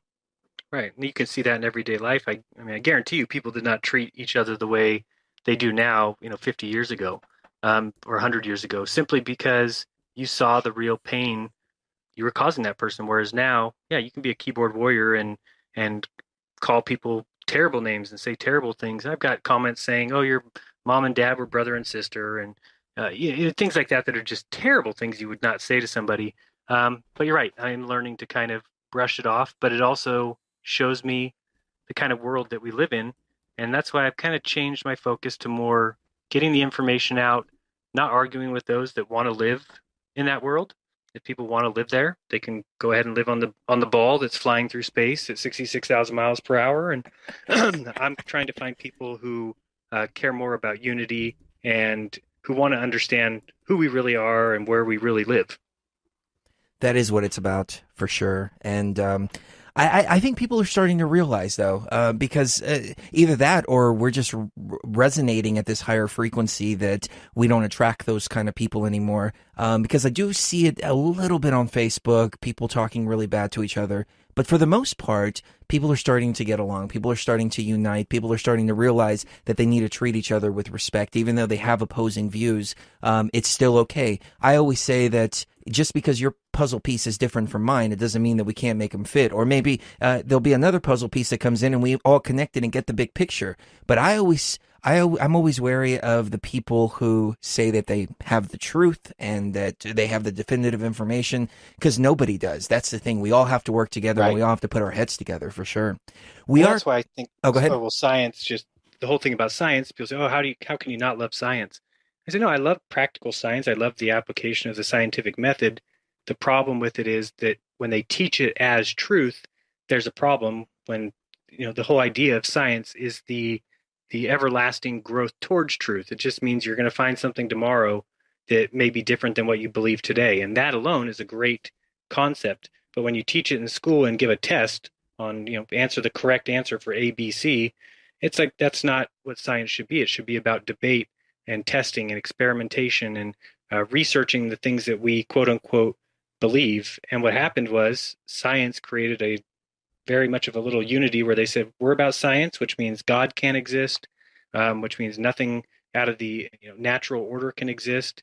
And so it did create a disassociation with those who have religious beliefs, who not everybody who believes in Catholicism or Christianity or Hinduism, these people don't all believe in crazy metaphysical things. They just understand there's something else.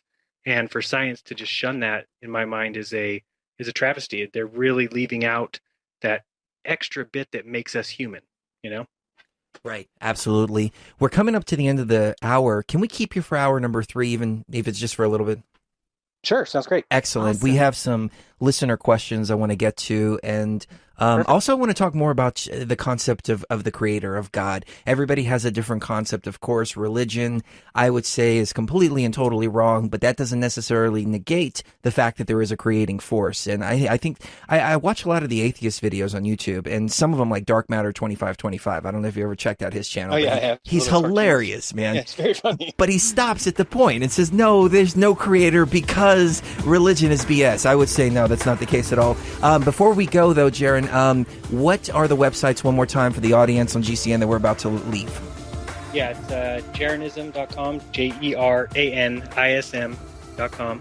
And you can go to YouTube/C/jeranism as well. Excellent. To catch hour number 3, head on over to truthfrequencyradio.com/truthfrequency. It's right there in the archives. Everybody listening live this evening, stay tuned. Hour number 3 coming up. And of course, we don't take any breaks for that hour so we can really get deep into the conversation. Kiss the one you love right now. You never know when the last time is going to be. We'll be right back.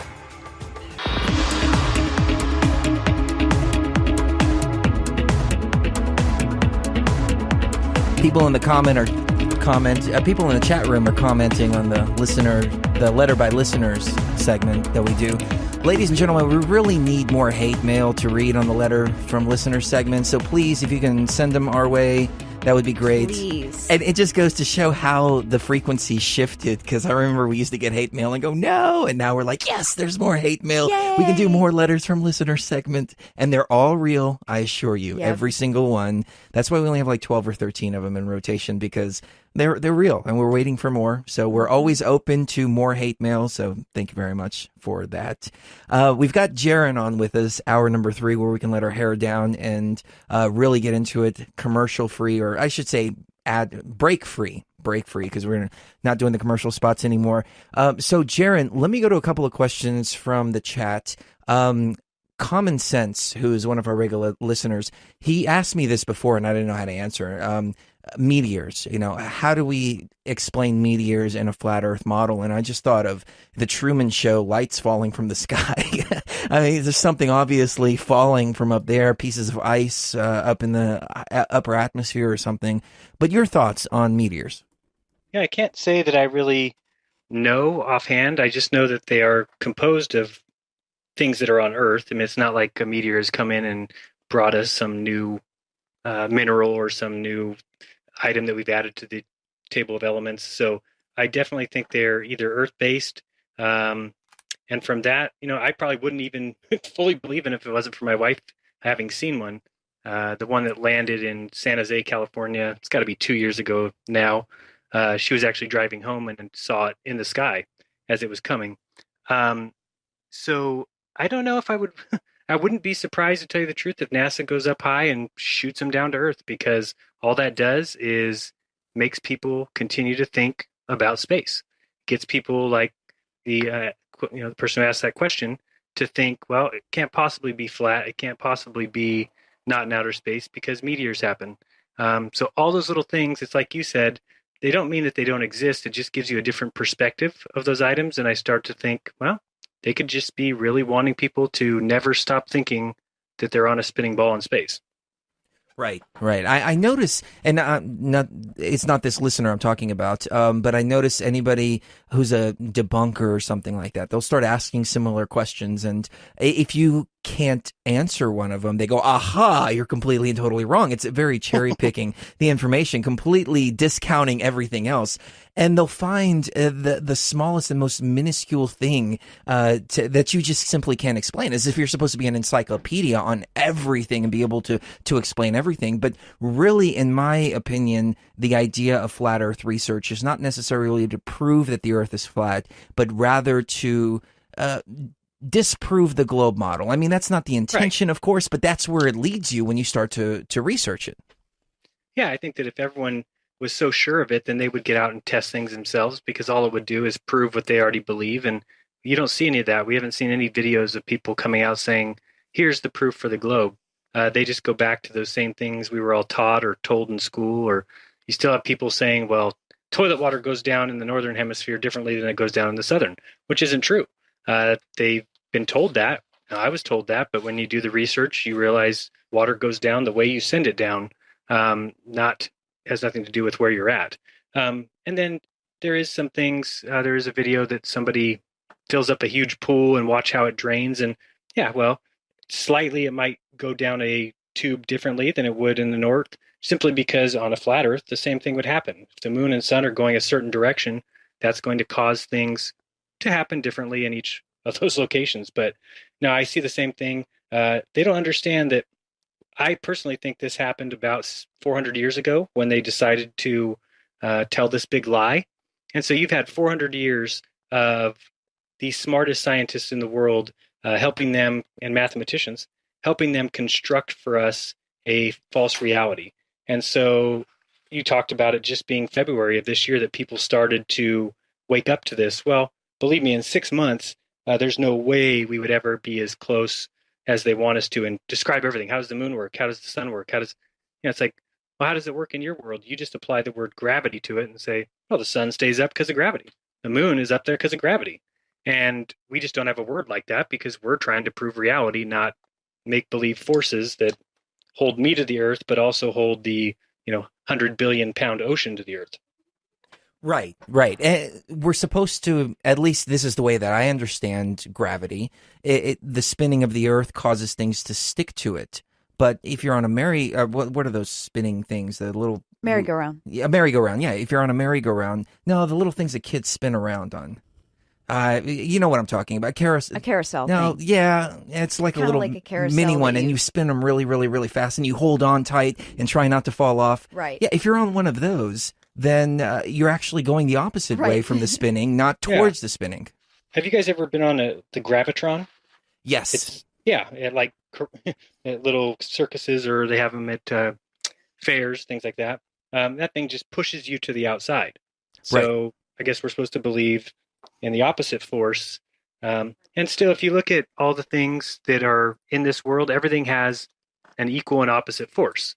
Anything has its counterbalance, and gravity does not. It's the only thing that doesn't have anything that can counter it. You can't block it. You can't do anything with it. It's just there, and people believe in it like it's a actual tangible thing or a testable thing. And if you even look at the definition of it, it simply says that kind of comparable to people's weight is the amount of force it puts on you. Well, that's giving it godlike thinking qualities because that means it knows I only weigh 190. It knows what to hold me down to the earth with. And because my wife weighs 110, it knows where to hold her. I mean, you're giving it godlike quantities or qualities. That's just simply more fantasy. It's not realism. One of the favorite terms of people that haven't, the way I see it, there's two types of people when it comes to this information. There's people who've researched the flat earth and go, okay, there's something wrong with the globe. And there's people that are globalists who simply haven't researched it. Because I guarantee you, if you actually start to research this, it'll open up more questions than answers. But one of the favorite terms that they like to throw around is, of course, the Coriolis effect. When I first came across this information, my friends were just throwing that at me, the Coriolis effect, the Coriolis effect. So I started looking at both sides of the coin. There was one video, top 10 reasons why we know the Earth is a globe or something like that. And one of the major reasons was the Coriolis effect. And they said that because a bullet is traveling in mid-flight, it's not bound to the Earth's gravity because it's traveling in mid-flight. And so sharpshooters have to actually adjust for the curvature of the Earth, which is a complete and total lie in itself. However, the same would apply to airplanes. And that's what I brought up to somebody. Okay, if it applies to the Coriolis, if the Coriolis effect applies to bullets, I'll give you that. Let's just say you're completely right about that. Then it has to apply to airplanes, and it would be impossible to go east to west or west to east in the same time frame. Does that make sense to you? Absolutely. I love that you see it so simply now because that's what I kind of hope everyone will eventually come to understand that just because somebody puts a term on something and taught you that that's an explanation, you need to look a lot further into it. The Coriolis effect doesn't make any sense when you think about, well, what are the things causing it? And they say, well, because the Earth was spinning at such and such speed when the bullet was released, well, it must maintain that same speed. Well, that just destroys their whole thing about the atmosphere spinning with the Earth. I mean, if you look at it from somebody running on the Earth, how would it be? You've been on a people mover in an airport, right? If you're walking on the people mover in the direction it's moving, you seem to be gliding. You're walking very easily. Everything's very, moving past you quite quickly. But if you turn around and try and walk the other way, well, now it's a lot more difficult. You feel like you're moving slowly, you're sluggish. The same thing would happen on Earth, but think about how much faster you'd be moving. It's 1,000 miles per hour. It's supposedly spinning. How can you walk to the east? The Earth is spinning to the east. I should be gliding to the east. And if I turn around and try to walk west, I should have to struggle to get the same distance. I mean, these things just make no sense when they're able to just attribute these forces to them. And if you look up the Coriolis effect, it is a fictitious force. It flat out calls itself that. It's just forces they need to explain why things don't work the way you would think they do. And so when people come arguing with these kind of arguments, it's kind of crazy. And especially when the rotation of the sun and moon would cause the same kind of effects. A lot of people go to that Foucault pendulum, which is simply a pendulum hanging from a string. And they say, oh, well, the rotation of the Earth makes the pendulum move. Well, if the Earth was still and the stars were moving above us and the sun and moon were moving above us, that same electromagnetic force would move the pendulum the exact same. So people just need to really look at it and check out my show on Monday nights. My co-host is a pilot. He's an ex-military, was in the satellite business because, yes, it does mean that there's no such thing as satellites. And I know a lot of people will, what do you mean? Where's my TV come from? How do we talk on the phone? It's just crazy. And so with the Wait a minute. like What time on Mondays and where can people tune in? Yeah, I had to switch channels, unfortunately, because like I said, I was attacked with copyright things. So my channel, I can't even load videos longer than 15 minutes right now. So we opened a new channel called Globe Busters, as one word, like Ghostbusters, but Globe Busters. And it's on Monday nights at 6 p.m. Pacific. And it's me, Bob, and another My buddies TJ met through the same. I actually met him on my chat room when we first opened it, and just the three of us. Last week we had on Robert Sungenis, who's a author, and he was the creator of the movie The Principal. He believes in the geocentric universe, but we had a good almost 4 hour talk with him, basically challenging his beliefs and what he thinks the world is. And on Tuesday nights at 6 o'clock Pacific time, we watched the ISS, which is really just us laughing at it and trying to show people that the channel was made for you guys to go there, see that the ISS is flying around the Earth, and say, "Oh, space exists," and to leave. When you actually stay there and watch it, there's so much nonsense and anomalies and incorrectness that we're just trying to get people to realize that NASA isn't who you think and needs to come out because it's pretty sad that they're the only ones who hold our entire vision of our world where we live in their hands. You don't get it from anybody else but NASA. Well, Nazis are the only ones you can trust. Really, Yeah. when you think about it like that, paperclip, that's where NASA was created. Really, when people say NASA is completely right, they would never lie to you, you're saying Nazis are right, they would never lie to you. It's ridiculous. It really is. The ISS, though, the International Space Station, that's a topic that I've gone back and forth on in my own mind because I can't really tell exactly what's going on there. I did some research into it. I watched the making of the movie Gravity, and the effects that they had to employ in order to get that zero gravity effect in the movie were just amazing. I mean, they had to do this over and over and over again, rehearse it, do several different takes. I mean, it was a huge, huge, huge production. Now, it's not outside of NASA's realm in order to spend this kind of money to make these kind of effects. But I was watching a video that I think simplified what was going on the ISS, which is there's vomit comets, the zero gravity airplanes, and one point that he raised was that in the ISS, it looks like the interior of these airplanes, and that is very true. It's kind of suspect. Why would we build such small enclosures up in space with a vast amount of resources like we have now? However, I watched some of these clips, and it's hard to find that cutting point because the vomit comet can only simulate zero gravity for about 30 to 40 seconds. But I've seen clips that seem to go on for minutes without any kind of cutting or anything like that. Is there some other way that they're creating this zero gravity effect? Because I've started to speculate maybe you can get so high within this dome, and I call it a dome just for my own personal reasons, but you can get so high up in this dome that there is actually a zero gravity type effect that happens, or would you say it's completely and totally a hoax? No, I am definitely not one of those, and I know which videos you're talking about because they bother me too when they explain it away by saying, "Oh, they're all in harnesses with strings," or they're in front of a green screen. I do think it's more advanced than that.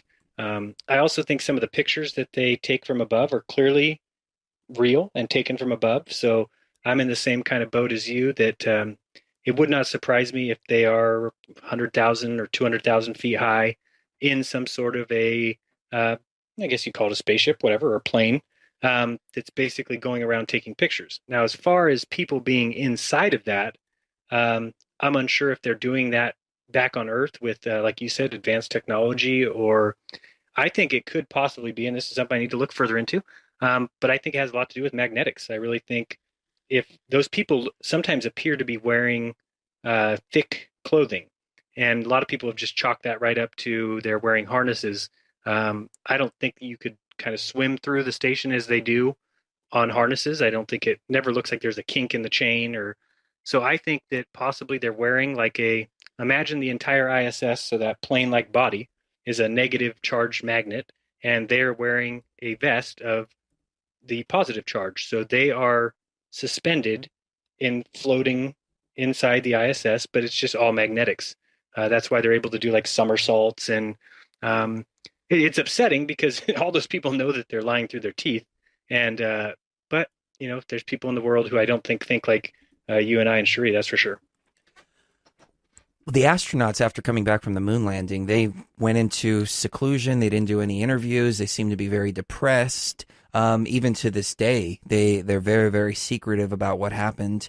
I would say they were definitely, they definitely are in the know, and they're very ashamed of what they've done.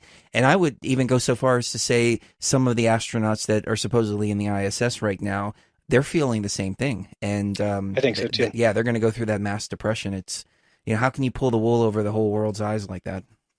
Yeah, I don't know. And I do think mind control has, a lot to do with it too. I wouldn't put that past anybody. We know that that takes place. I think it actually explains a lot in the world. Um, but I think some of them do come to that realization. I think definitely Armstrong was one of them. I mean, you're the first person to ever walk on the moon. You had to know what kind of future you would have, that it would be interviews and tours and parades. And he just went into seclusion and didn't want to talk to people. And I think it's kind of one of those ask me no questions and I'll tell you no lies kind of deal.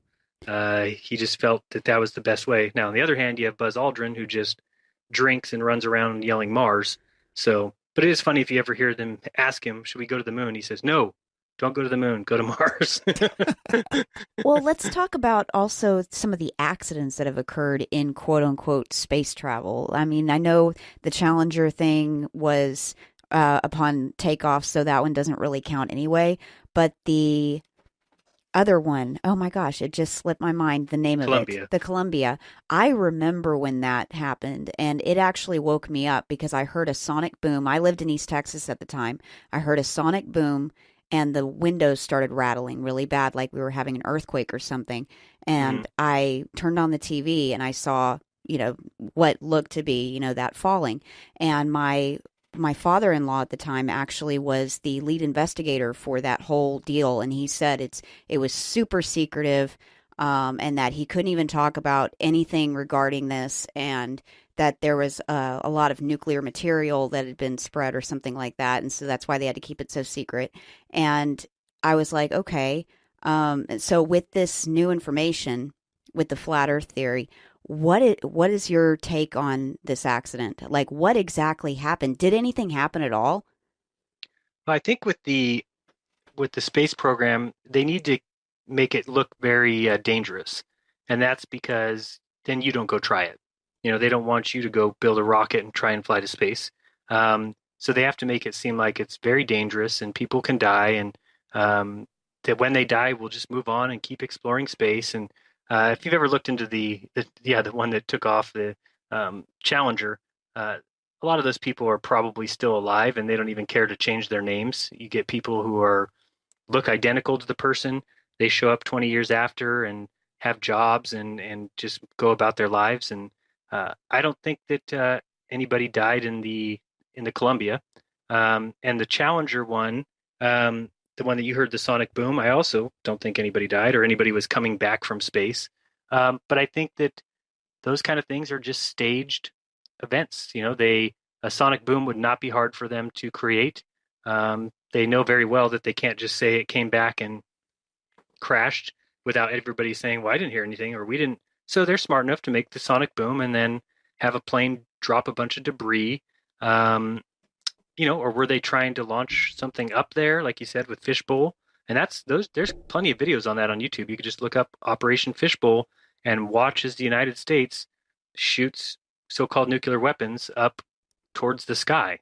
And it was right after that, when they stopped shooting those, that boom, here comes NASA, who is, I think they started in 1958, and Operation Fishbowl ended in 56. So all these things start making sense when they don't make sense in any other way.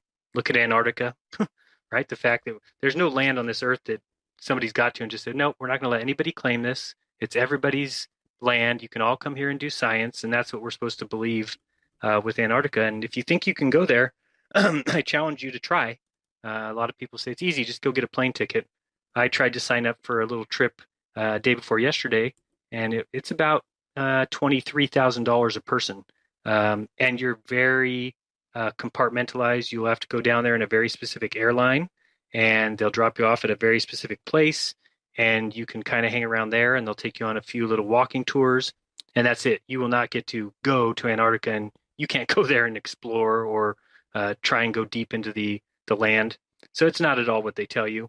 I've also read a lot of blogs from people who are working down there, and I saw an interesting thing that one of them was talking about getting his flight home, and he got his plane tickets from JPL, which I thought was, oh no, sorry, it was Lockheed. He got his plane tickets from Lockheed, which is just another NASA subsidiary or group that does work for NASA. So kind of weird that why are those people the ones who would give you your plane ticket? So it's all just it's all the world's a stage, as they say. They want you to think one thing while they do another thing behind your back. But that's what I think those accidents are there, and they also kill people in those things. The one that happened at Apollo 1, that Gus Grissom spoke out against this, the NASA, and that they weren't going to get to go to the moon because they couldn't even communicate between the three buildings on Earth. And he hung a lemon on Apollo 1 for the media to see. And shortly after, he was burned up inside of it in a fire. So, could it have been an accident? Sure. But it certainly doesn't look that way. You and your wife have an interest in the occult. Is that correct? Oh, yeah, I would say we have an interest in everything because having a huge book collection, which we've both had, and then we got married and brought our collections together. We've enjoyed looking at lots of stuff. I grew up Catholic. She grew up Bible-believing Christian. So to bring that together and kind of break that down was the start. Once you get rid of that, you really want to search everything. And that's really what we did. We started looking into all the Gnostic stuff because I thought that there would be truth in that. And I did learn that there's actually truth in pretty much everything. There's not a lot out there that's just a complete fabrication. But from what we can read, that the occult is definitely real. There's definitely, occult just means hidden. So there's some things in this world that are hidden, and probably for a good reason. They're probably not something you should mess around with. And when you do, I'm afraid you might kind of, as they say, sell your soul. Mm-hmm. Not something I would mess around with. Well, and have you done research into the whole NASA Freemasons? I know we covered the NASA and Nazi connection. What about the NASA and Freemasonry connection?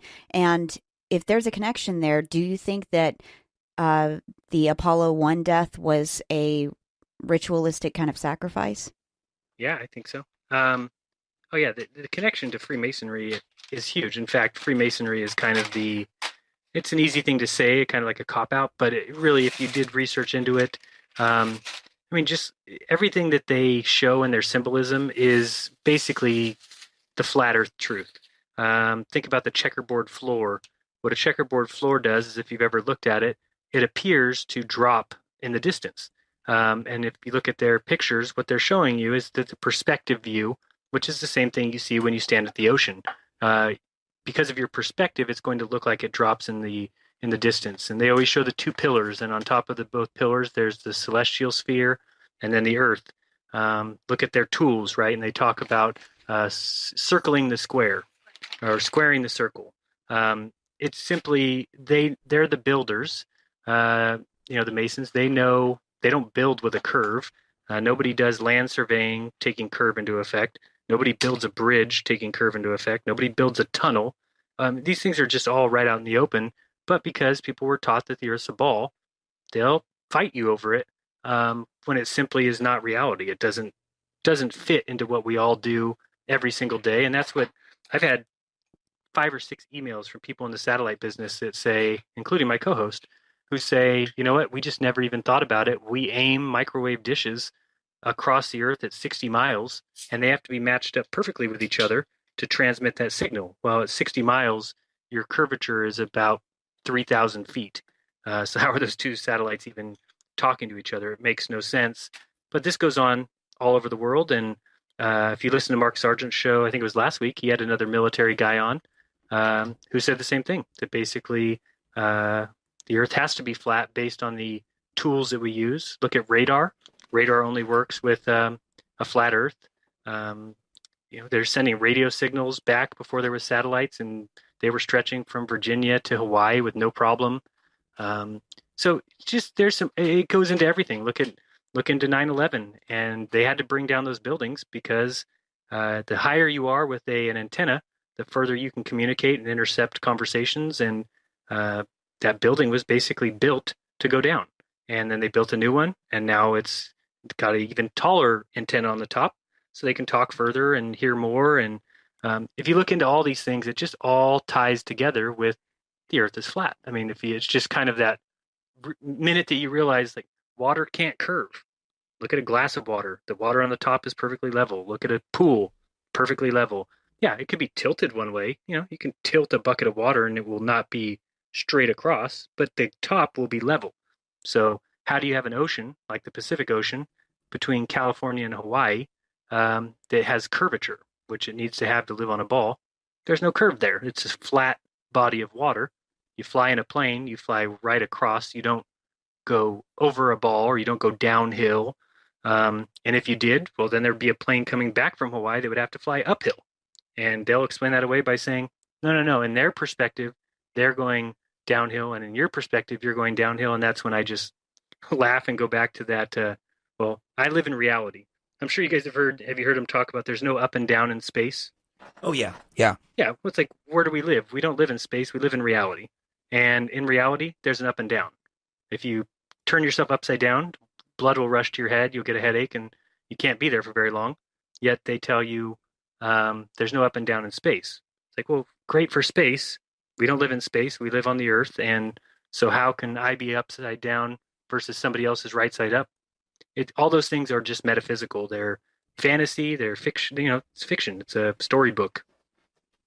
I'm glad you brought up the Masons because I haven't thought about the Masons in regard to flat Earth for a while. But at first, that's the first thing that came to mind was, oh, the grand architect or the great architect, whatever they refer Right. to. Oh, they're the ones, they work for the ones that built the dome. That makes perfect sense. I always just dismissed them as guys that go behind closed doors and wear aprons with each other. I mean, it's something that I wouldn't want to do.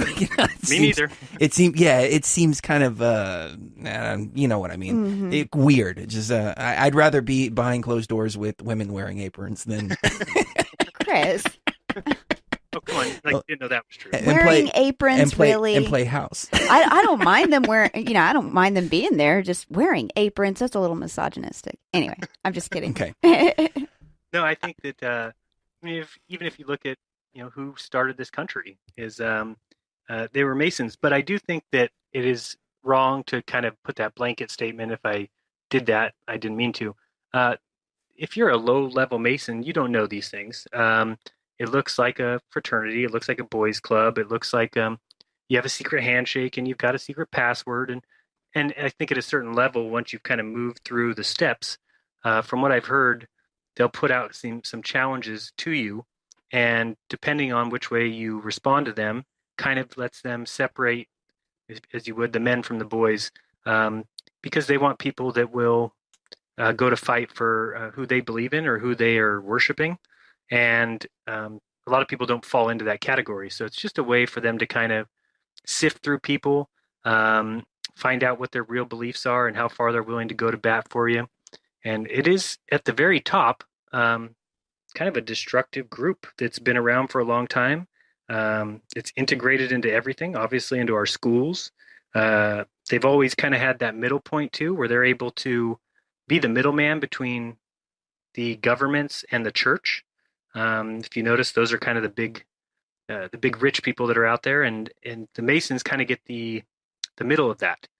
They get to kind of go to both and pretend like they've got the secrets. Go to the church and say, "Well, we'll be able to do this," and go to the government. Well, the church is doing this, so they kind of got that upper hand on everybody. And if you look at their statue to Baphomet, they're the ones who are huge believers in the "as is above, so is below."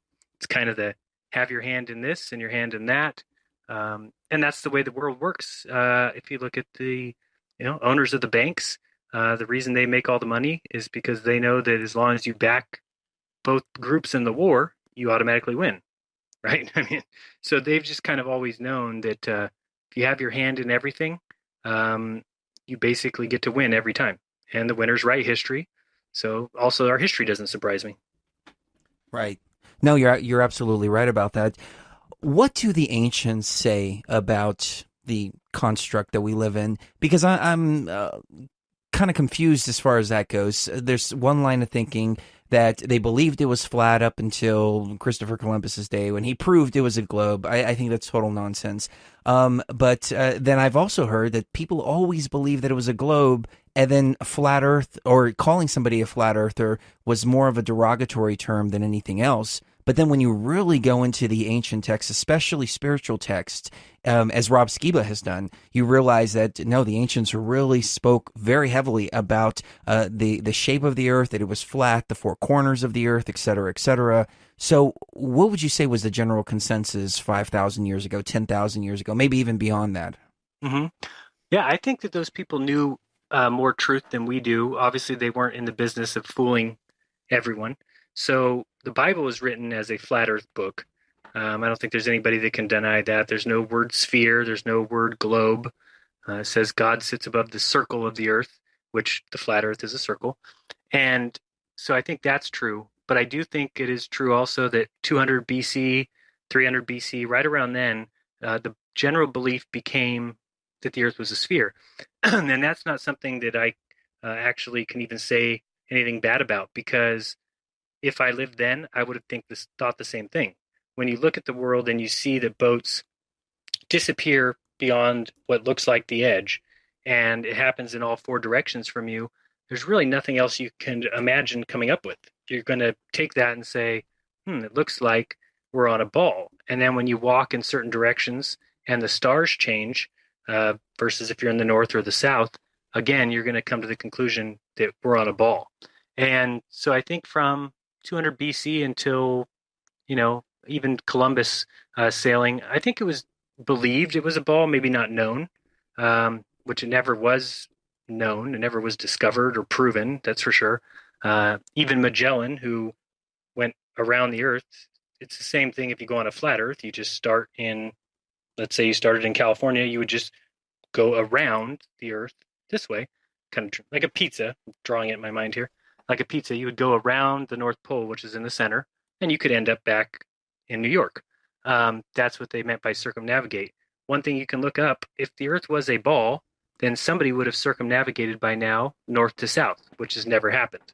The reason why is because you can't. It's a flat Earth. There is no north to south circumnavigating. You can only go east or west. So these are the little things that science, if they're everything that they say they are, why not stand up and say, hey, we want to test these things. They just say they're true. It's a fact. Don't look into them. And that's a scary thought, because how many other things are they doing that with? Right. So would you say at the higher echelons of these secret societies, one of the secrets that they're keeping is the shape of the earth? Yeah, at an extremely high level. Yeah, I don't think, for instance, it wouldn't surprise me if Obama didn't know. I mean, those kind of things, it you don't, once you've taught it in schools, then everybody coming out of the schools is eventually who becomes your teachers. And once those people are teaching in your schools, you've kind of done your job. Meaning the world, 95% of this world believes that the earth is a ball. Maybe 99%. I mean, I don't even know. But a lot more people than don't. And they were all taught that you're stupid if you think that way. So I do think at some upper level, yes. But I also think it's just something that somebody crafted into a way to kind of shun any kind of idea of the church or religion. And again, I understand why. I have looked into Catholicism greatly. I know exactly what they're up to, and the ills that they've done to this world. And unfortunately, science went about it the wrong way. If they thought that the way to combat that was, well, let's make a new study that can never be wrong. It can only be right, and we'll make sure that every part of it never speaks of any kind of supernatural being. And that's where they lose credibility with me when you talk about evolution, for instance, which is a complete nonsense theory, which if you say that in public squares, people will call you an idiot. They'll say it's scientifically proven, yet there's no evidence at all for some species changing into another species. Or, yeah, does evolution take place? Yeah, people are a lot taller today than we were in 1900. So I guess you can call that evolving. But as far as we all came from a little, minuscule little bug in the water, that's just fantastical. And they just go around proclaiming that, because if they don't say that, then it'll lead people to think, well, possibly there's a creator. And then people will look into religion, and that's exactly what science doesn't want. They say, no, don't follow religion. We know all the answers. We know all the facts. those guys just believe in books. Come listen to what we've got to say and read our books. I've always found that the truth lies in the middle. It seems to be the case with anything that I look at. So Right. I would say science has some valid points. Religion has some valid points. Let's put the puzzle pieces together and get to the bottom of everything. Exactly. And you just explained exactly where my wife and I were, because I would say for a year, became an atheist. Um, and it was in looking into that I found, wait a second, these both are religions. They both have dogmatic beliefs. They both say it's my way or the highway. And people couldn't even explain what they believed in, evolution or the age of the earth. I mean, the fact that we've let them tell us that the earth is 4.54 billion years old is hilarious to me. It's the funniest thing. They can date rocks, or they'll tell us Stonehenge was 5,000 years old. It's like, how do you know that? How could you ever know that date if are you dating the rocks? Because rocks would have been here way before that. Can you tell the date that they moved the rocks? And they'll say, oh, well, we found some ashes in the ground and we were able to date those. Okay, well, if you found ashes in my backyard and dated those and they came back 5,000 years old, that means my house is 5,000 years old? So it's just nonsense what they want people to believe. The whole idea of dinosaurs and, 67 million years ago they disappeared because of this huge meteor. Okay, so between 67 million years ago and now, what evolved into humans? What, they want to talk about billions of years of evolution. Well, you just said that everything got wiped out 67 million years ago. So between then and now, a rat was able to evolve into a human being with brains. And I mean, I ask people all the time, take a chimp, which is like the smartest animal that there is next to humans, and tell me how long would it be before a chimp, without human help, could create an airplane, build it, and then fly around the world with 200 chimps inside that airplane. And if your answer is anything other than never, you've lost your mind. That a chimp will never ever build an airplane. They're animals that have not that kind of intelligence. They're very smart for their for being an animal, but humans are special. And anybody who takes that away from us has an agenda. That they like to get up there and talk about Neil deGrasse and these guys about how we're stardust and we're all insignificant. But then I've heard him say to Larry King before, when Larry King said, "Tell me what you like most about yourself." He says, "I like speaking the truth because when I say something in the middle of a conversation, nobody else can have an opinion about what I just said because it's fundamentally right and true."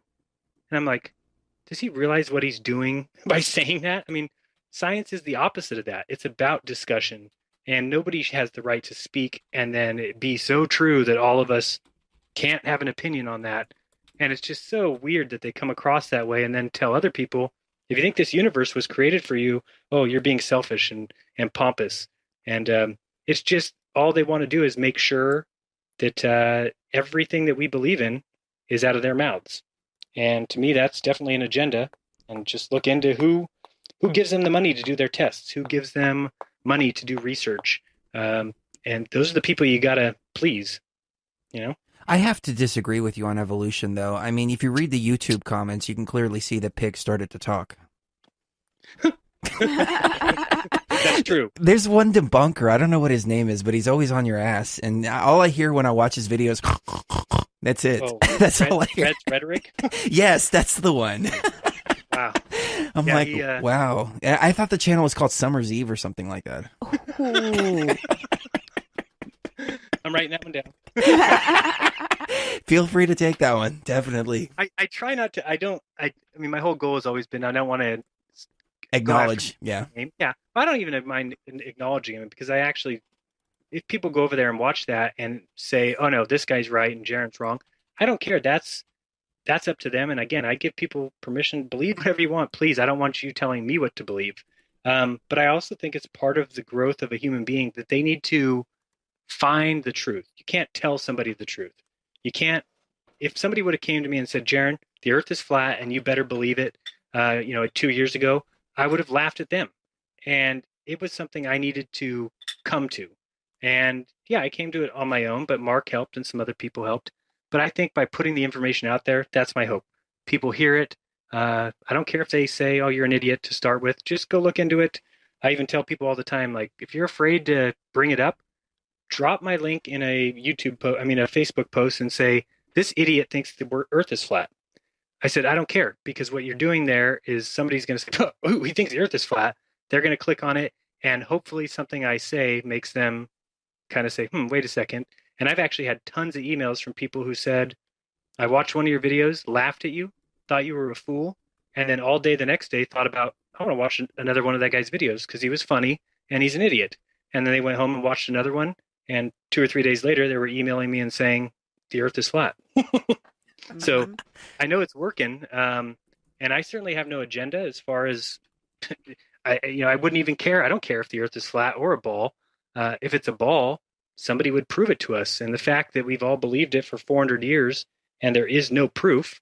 And again, saying that, there'll be a million people who will hear that and say, oh, this guy's an idiot. There's tons of proof. There's so much proof. We've proven it time and time again, but they haven't.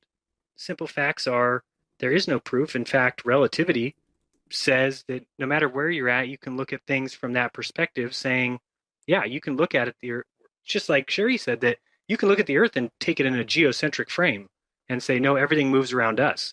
Or you can go to the sun and say, no, these things move around us. So it just doesn't really matter, except for the fact of a ball is metaphysical. It's not a livable structure. You can't live on a ball. It makes no sense. But they told you something called gravity and said, oh, no, the gravity holds us to the earth, yet keeps the moon in orbit. It's like, I thought it brings heavy bodies to the earth. Why doesn't it bring the moon to the earth? Or when we're going around the sun and the moon's in between us and the sun, why doesn't the sun suck the moon into it? It's very simple, Jaron. Science. Yeah, science. Because science. Orbital mechanics. Yes. You don't understand orbital mechanics. Like, okay. I guess I don't. You don't have any life experience. I've heard that one too. You don't have any life experience. Oh, boy. I'm like, wow, really? You don't even know me, and that's what you're telling me? Okay. Thank you. A lot. But I actually like videos. I do watch them because I think sometimes they're funny, and they quote pick and cherry pick and lie about you. And I hope people see that I don't mind it, because I hope you go there, and if you choose, nope, this guy's right, then you weren't ready for the truth anyway, in my opinion. So. Right. I completely agree. We have about 15 minutes left. And in the last 15 minutes, I want to ask you, because we've kind of alluded to it, but your view on the creating force, the creating spirit, whatever you believe. I know you alluded to being Catholic or raised Catholic and then atheist and back and forth. What are your spiritual views?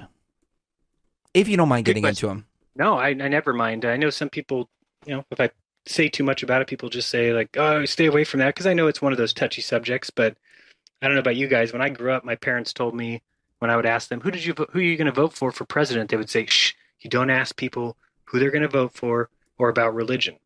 I was like, oh, okay, I didn't know that this was the unwritten rule. Well, now at this age, I'm like, those are the things we should be talking about. Those are the things that are important, like who's going to be in charge of the entire country and speak on our behalf. And the fact that they say, oh, no, you can't talk about it. No, simply because if everyone on Earth or everyone in the United States got together and said, well, we're all going to vote for person A, and then they select person B, we would all know right away that it was bullshit. But we don't know that. Every time we think that the people are electing the president, because nobody talks about who they're going to vote for. So for me, when I look at Earth, I see it as absolutely the mind of an intelligence. Now, I don't mean like a human being intelligence, because I think the problem with the ancients and people all through time is they want to put the idea of God into a human construct. And that's true in the Bible when they say God is an angry, jealous, vindictive God. Well, I choose not to follow that God, nor would I worship him.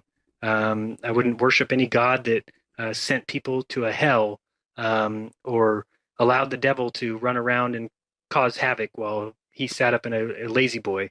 So I think the whole idea of Christianity, or the whole idea of Catholicism, is a very controlling one, with a father figure who sees everything, and that never seemed right to me. But I also, at the same time, in believing in that intelligence, noticed that it really never interjects into life, meaning it doesn't ever violate somebody's free will. Meaning if your child sees a ball running out in the street and runs out to get it, and there's a car coming down the road that's going too fast and not looking in that direction, no God will reach out and save that kid. Um, that would be kind of interjecting into life, which I don't see. So from that, I started to think that whatever the intelligence is or the first thought has continued through all of us. And I think that we all have that gut feeling inside when we do something wrong. And I mean, like when you steal from someone or when you hurt somebody's feelings, or um, if you were to kill somebody, don't know how that feels, but I can just think about the thought of how it would feel. And I think those things are what should tell us that God exists. And I have a hard time saying that word because I know people immediately picture the man with in heaven on the clouds or something. And that doesn't jive with me either. It's not that kind of God. I don't think you can put human attributes into God. I don't think you can even imagine him. The idea of Christianity saying God knows the end, God knows all things, I think is another ridiculous statement. There's no way. Once you know the future, you no longer exist. If Chris knew what was going to happen next week, and I mean every single instant of what would happen, even taking into account everybody else having free will, why would he exist? You no longer exist at that point because you've already seen it all happen. God would just be bored every day, like, I already know what happens today. I already know what happens tomorrow. It just, those kind of things are very primitive beliefs in my mind. And I do like the Bible. I think it's a good book, but I think we as humans need to take it for what it is. It's a collection of stories about our humanity's past, and you can see what people believed back in the day about stoning homosexuals and stoning adulterers. And then you see this Jesus character come in, and he talks about love your neighbor, and the fact that people today are still waiting for this character to come out of the sky on a cloud and to save us is terrible in my mind. I see so many Christians that, to me, would let World War III happen tomorrow because they think someone's going to come save them. And to me, it's like, no, it's our job to fix the world. It's our job to bring so-called heaven on earth. So I just have a completely different view than I think a lot of people. And I think what the Creator did as far as putting that kind of idea of evolution into everything, meaning all animals can adjust or react to any other animal adjusting or reacting around them. So all throughout life, you can see that happening where people encroach in the land and these animals will adjust and move over here. The climate will change and people are able to adjust their body hair or adjust their color of their skin and be able to combat the elements. So to me, I almost look at it as we all are a piece of that first thought. We all have the intelligence inside of us, and that must be true. I mean, when you're a baby, how does your body know how to digest? You don't tell your body to digest food. Your body knows to digest. I think there's a lot of good research on that kind of evolution where it happens inside of you before you're even born. Every animal. I don't know if you've seen the test that they've done on rats, where they'll teach rats in California how to go through a maze by basically shocking them when they go the wrong way. And when they eventually get the right way, they get a piece of cheese or whatever. Well, these rats will learn the path to get out of the maze. Well, then they'll take that same exact maze and they'll do it to rats in London. And those rats over there know how to get out of the cage. So that is something so profound that should tell people that the whole idea of our collective consciousness is so true, that we can communicate even in ways we don't even understand yet, and people just won't look at it. They won't even think about it, and there's tests being done that flat out prove it. And some of the things are like music. They take music to the same rats in the United States, play this music, and when they play it, they shock the rats, and then eventually they can just play that song, and the rats will get terrified and run into corners and hide. Well, they'll take the same music over to London, play the music, the rats are all fine until you play that one song, and they all cower in the corners. It's usually Miley Cyrus. Yeah, it is. Wrecking Ball. Yes. Positive run away. I didn't mean to divert there. Sorry. No, it's perfect. I mean, that's kind of the truth to me, is that I think that that's in us all. So I do think when they play these kind of commercials with the pyramid in them, or when people are all talking, or Alex Jones, for example, to me, he is nothing more than a tool for them in fear porn. When you say those things constantly, and that, it's a police state and all these things. A lot of what he says is true. Don't get me wrong, but I try not to say it in a negative way. It's like this whole thing with people thinking the world was going to end last week. I do think that the Masons or the elite, they know that by putting that into people's heads, all it is a collective fear. Everyone around the world is afraid. Everyone around the world is nervous or isn't thinking right, and that's just their tools. That's how they keep us dumbed down, and they're doing an amazing job at it. Every time I tip my hat to them, I'm always like, it's genius. But well, one thing Alex does have right is the answer to 1984 really is 1999 with free shipping. You're good. I like that. I write it down too. And I'm going to do free shipping only this week. We're not going to do it next week, just this week. It's the last week we're going to do it this year. We just can't afford to do it anymore, ladies and gentlemen. We've got to get the word out, though. Support the info war. So fun. I shouldn't do that. Okay. Did you read 1984? I read a little bit of it. I saw the movie, obviously, but I read a little bit of it. I saw a video you made, though, Flat Earth in 1984. Mm-hmm. Yeah, I just read some quotes from that book, which flat out say the Earth is flat. They tell the guy, people will believe what we tell them to believe, and if we say the world is this old, then it's this old, and if we say that gravity exists, they'll believe gravity exists. And just was real kind of, I find it everywhere. I mean, one of the things I found recently. So what would you call something that, if you're looking into a mystery or looking into a puzzle, what do you call the little hints that you might find? What are those called? The clues. Breadcrumbs. Right? Yeah. Clues. Yeah. And clue, if you look into the word clue, came from the word clue, which is CLEW. And you can even look that up. That's where it came from. And the word CLEW is a ball of string. And in the Greek myths and those kind of things, it was needed to help you get out of a labyrinth. And it's just funny when you start looking into these things, and 1700 or 1800, they changed the spelling to CLUE, probably because they're trying to hide something from people, like the fact that this is all a labyrinth. And basically, by tying a string ball into a sphere, you've created this kind of never-ending, impossible to get out of labyrinth. And the key is to unravel that ball of string. And it's all, everywhere you look, is these clues to tell you don't live on a ball. And I don't know why they don't ever come out and say it, or why the elite have to put it in our face. It might be some sort of cosmic rule where they can get away with things as long as they tell us what they're going to do and we okay it. And that's kind of what I see all over the place, is they flat out put it in your face what's going to happen. And then we just all allow it to happen. I think the justification is that if you're too dumb to see it, then you deserve it.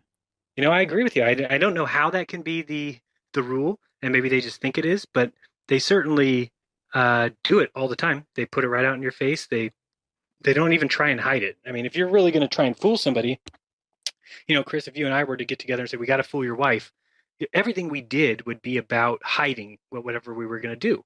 Well, they don't treat it that way. They treat it as, we're going to fool her, but we're going to post it all over the house, right? As symbols, and we're going to put it covertly into her. And that just, to me, is not the way that I think or the way that I operate. So sometimes I look at those people as almost a different kind of human being.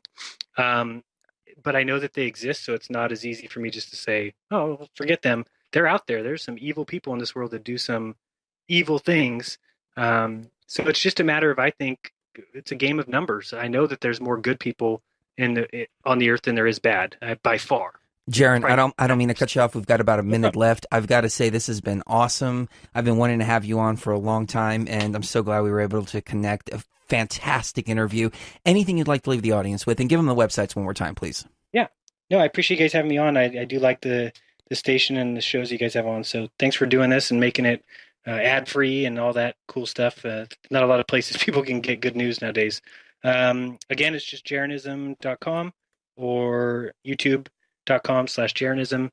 We have our Monday and Tuesday night shows at 6:00, and I'm trying to put out videos as often as I physically can, just kind of like tonight's show, just talking through things and trying to show you that I don't think you live where you think you do, but watch it, and then if you like where you live currently and think that's the truth, then by all means continue believing what you believe. But if you open up your mind, there's truth inside. Absolutely. Very well said. And again, thank you for what you're doing, because you really played a pivotal role in my awakening. So thank you for being brave enough to get out there and talk about this information, because you were one of the first ones to snowplow through all of this. So many, many thanks. Ladies and gentlemen, kiss the one you love right now. You never know the last time it's going to be. Thank you so much for tuning in. Stay tuned. Much more coming up right here on TFR. We love you. We will see you tomorrow night.